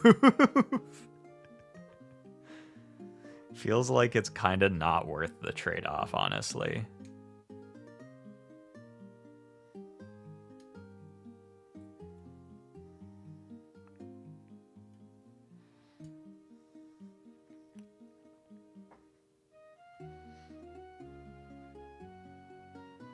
It feels like a lot of current Saga stuff too, like, is read through the chapters as fast as possible by like proliferating or something. And then it just doesn't really mesh with summons because it's like, well, now you just don't get the creature part of it. Summons kind of wants you to like be taking counters off. But then you don't get the ultimate ability, which is not as good too, so... Yeah, I never really thought about Blink for job select, but I guess that makes sense. You get a hero every time you do it.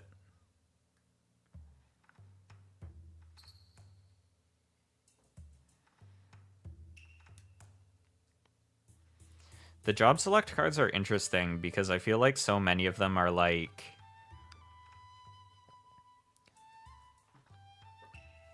It feels like they're slightly higher costed mana-wise because they come in attached to a guy, but then also their equip cost is like way too fucking high because they come in attached to a guy.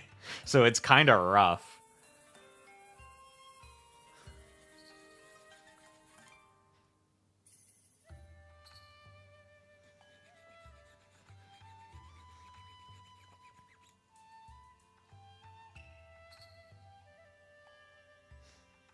Like, I feel like if you're ever paying the equip cost for a job select equipment, you're doing something wrong, basically. Hello, Country Shape.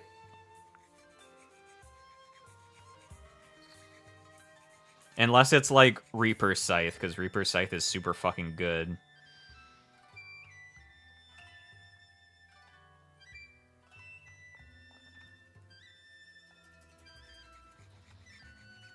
I guess some of them are very strong.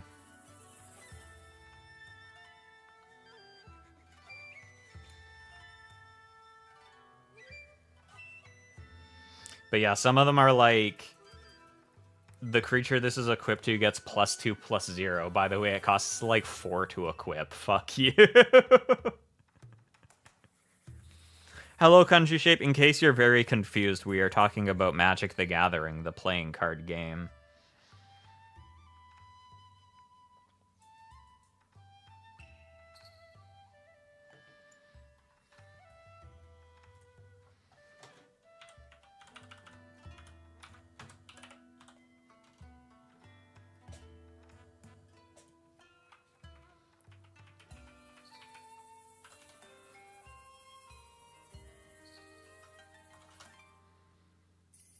Yeah, the rares are good. I guess I'm also thinking about, like... Commons are being commons, and that's just how they are.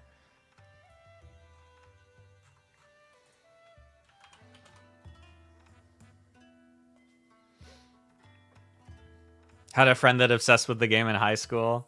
It's fun. I like playing Magic. Also, speaking of Cthulhu, interesting fact, in the newest Gundam series, the big giant super weapon they're making is named Yomagantho,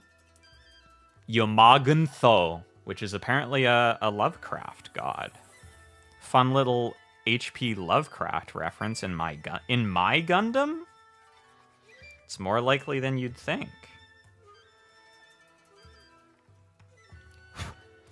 It's funny, though, because in the show, they're like, this isn't a weapon, we're building it to solve global cooling on the planet, ha ha ha. By the way, we're calling it Yamagantho. Don't look that up. It's fine. It's not evil. This is gonna make the Earth a better place. Don't look up the name. Don't look it up.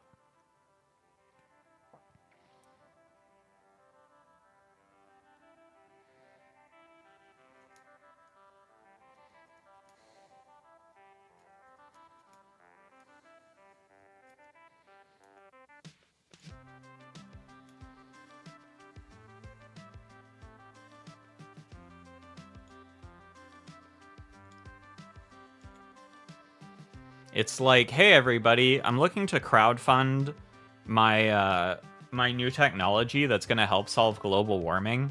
It's called Satan. Why did I name it that? Oh, I just thought it was a cool sounding name. No, it doesn't have anything to do with the devil. It's gonna be good for the Earth.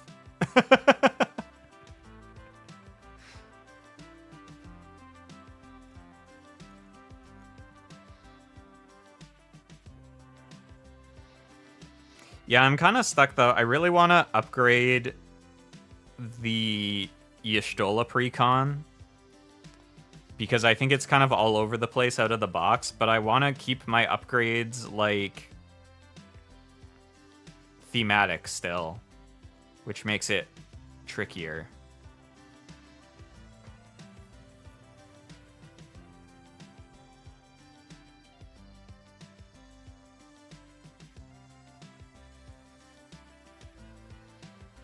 by far the biggest upgrade to Y'shtola is like literally just put Curiosity on her. It's so absurdly strong.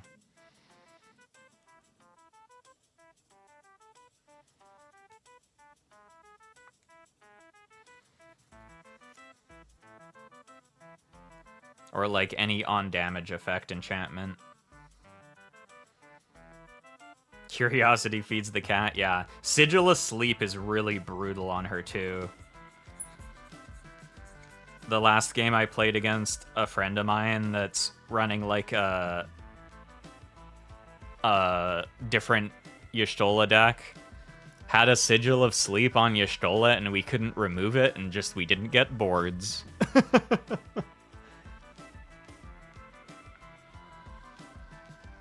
Okay, these are clean. Oh, wait, did I clean this one up? No, I didn't. Did I? Oh, yes, I did. Never mind. Haha. Okay, these are going on how? Like... Oh, I forgot to sand that part.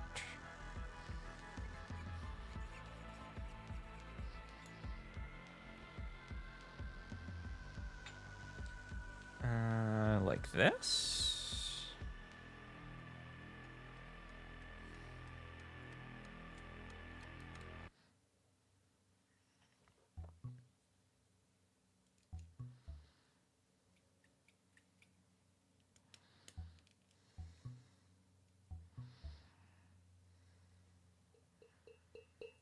And then this is over them like this. Oh, that looks so cool. The Tallgeese is so cool. I love this mobile suit. It's so night. Hold on. I feel like this is supposed to fit a little bit snugger, though.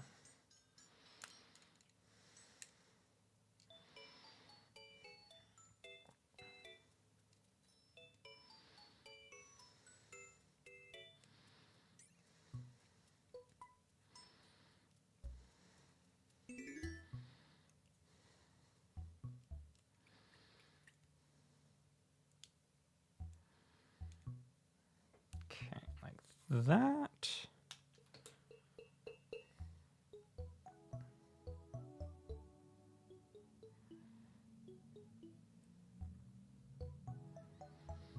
A cruise ship that's being overrun with venomous snakes and a giant kaiju-sized snake. I feel like a giant snake would be so scary because snakes typically eat things by just swallowing them whole. And so a really big snake would just like swallow you and then digest you, and that would be really unpleasant.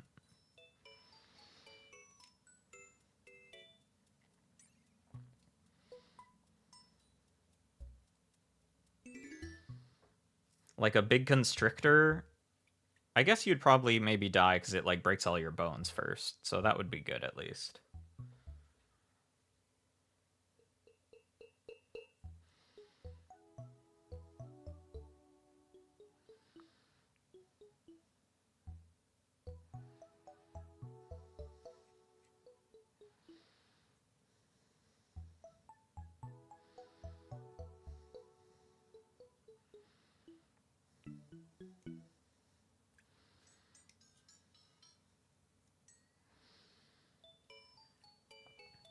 In fact, you don't even need a kaiju-sized snake for that to happen. Like, some constrictors, like, eat, like, antelopes and shit sometimes, so...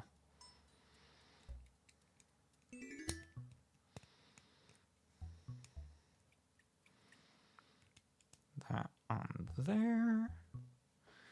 Now we can finally get these silver bits we painted for the foot.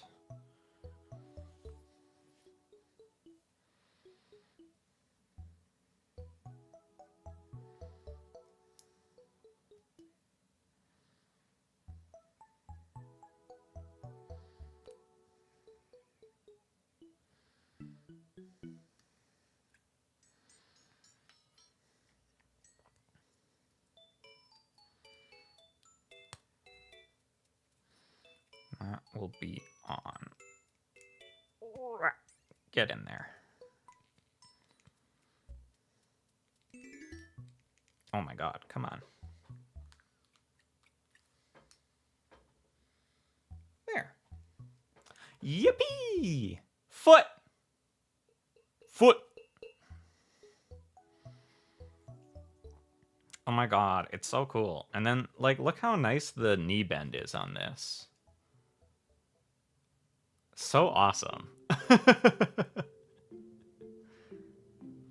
I love how Bandai designs legs like this, where, especially for like MGs and RGs, where the bend will move the armor with it in a nice way. It's so cool.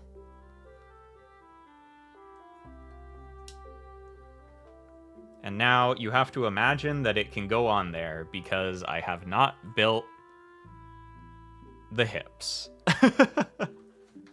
I wonder if I could build just the part of the waist unit that would let me connect the legs, but like not all the extra bits. I think I can.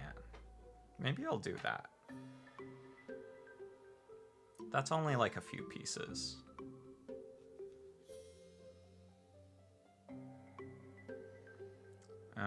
Yeah, what is that? C1, 32, 30, 33. Let's do that.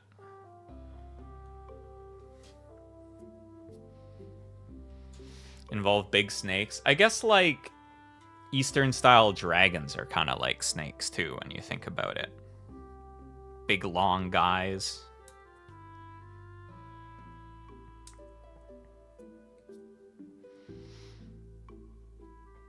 It's interesting how even after all these years, because of like genetics and evolution, so many people have fears of both snakes and spiders still. Like, I'm not scared of snakes, but my mom is. And I'm scared of spiders. I should say, like, an irrational fear of them. Because obviously some snakes and some spiders are worth being afraid of. But...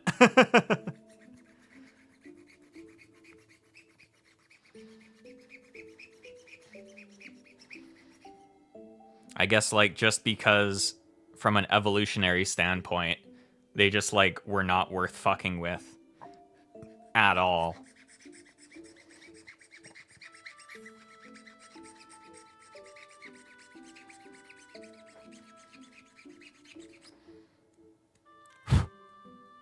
Although I feel like some snakes you can eat.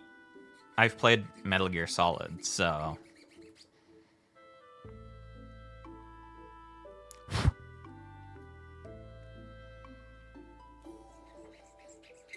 I've never eaten snake. I've eaten eels before, though. I feel like they probably taste kind of similar.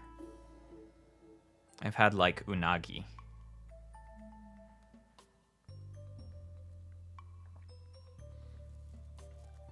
And eels taste good, so, like, probably snakes taste good, too.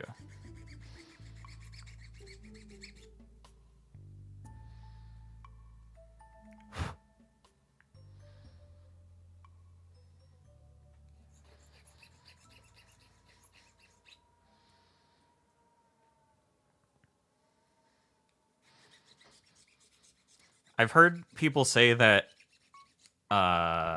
spiders taste kind of like shrimp, like big spiders, but fuck that.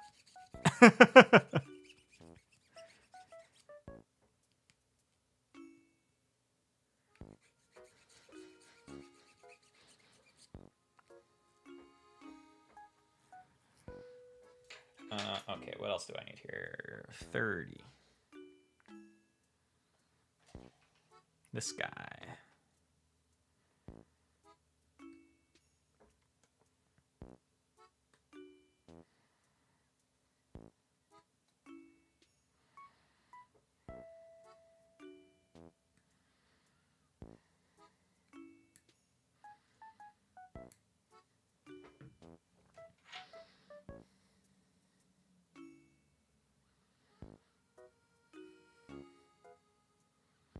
Deep Sea Mutant Snake is a fucking awesome name for a movie.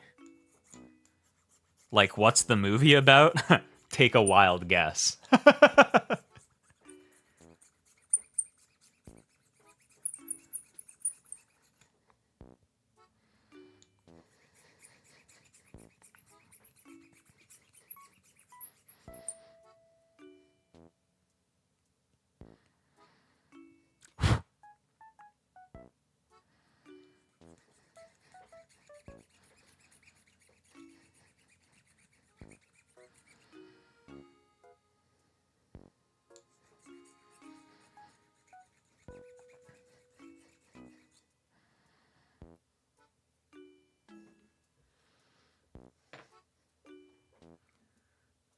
Okay, which way is this going?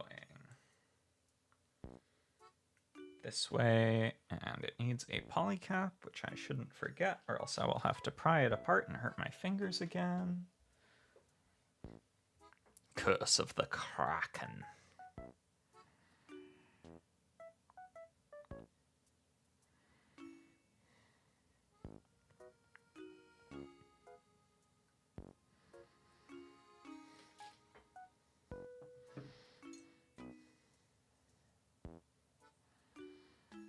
The ocean is honestly scary as hell.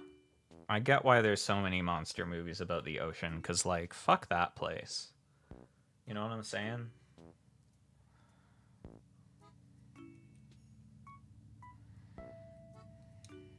Wait, how is this?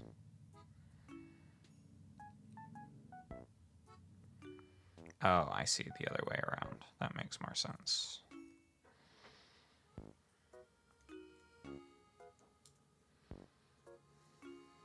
Oh, hold on. Do I need any more polycaps? No. Okay. And then I should just need E8. E. Where is E?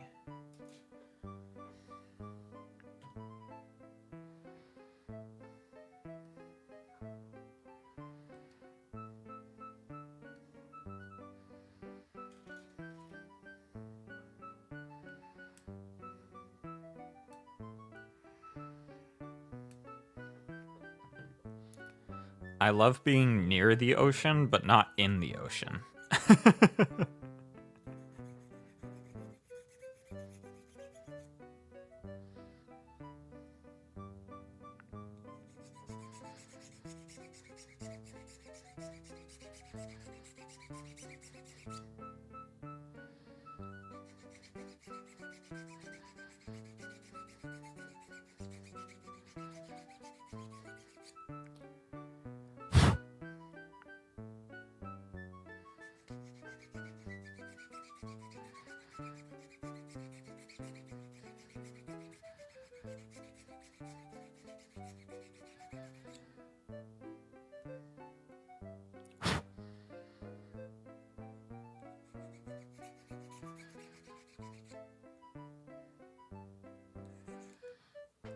Okay. And then this can go on top. And then we have a very, very, very basic waist without any of this stuff attached to it. But we can do this.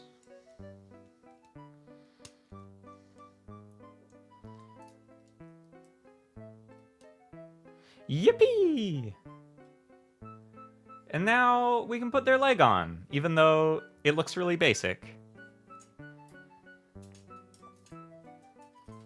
Ooh, a French Dracule. And there is the Tallgeese for now. In progress. Man, such a cool mobile suit. I think this is a good stop. A good stop. Not a good stop. A good point to wrap up on for today. So I will finish up here. But next time, we will make this waist look pretty. But until then, have a good time of day. And I will catch you all later. Thanks for dropping by. But for now, bye. Bye, bye, bye, bye, bye. Bye, bye, bye.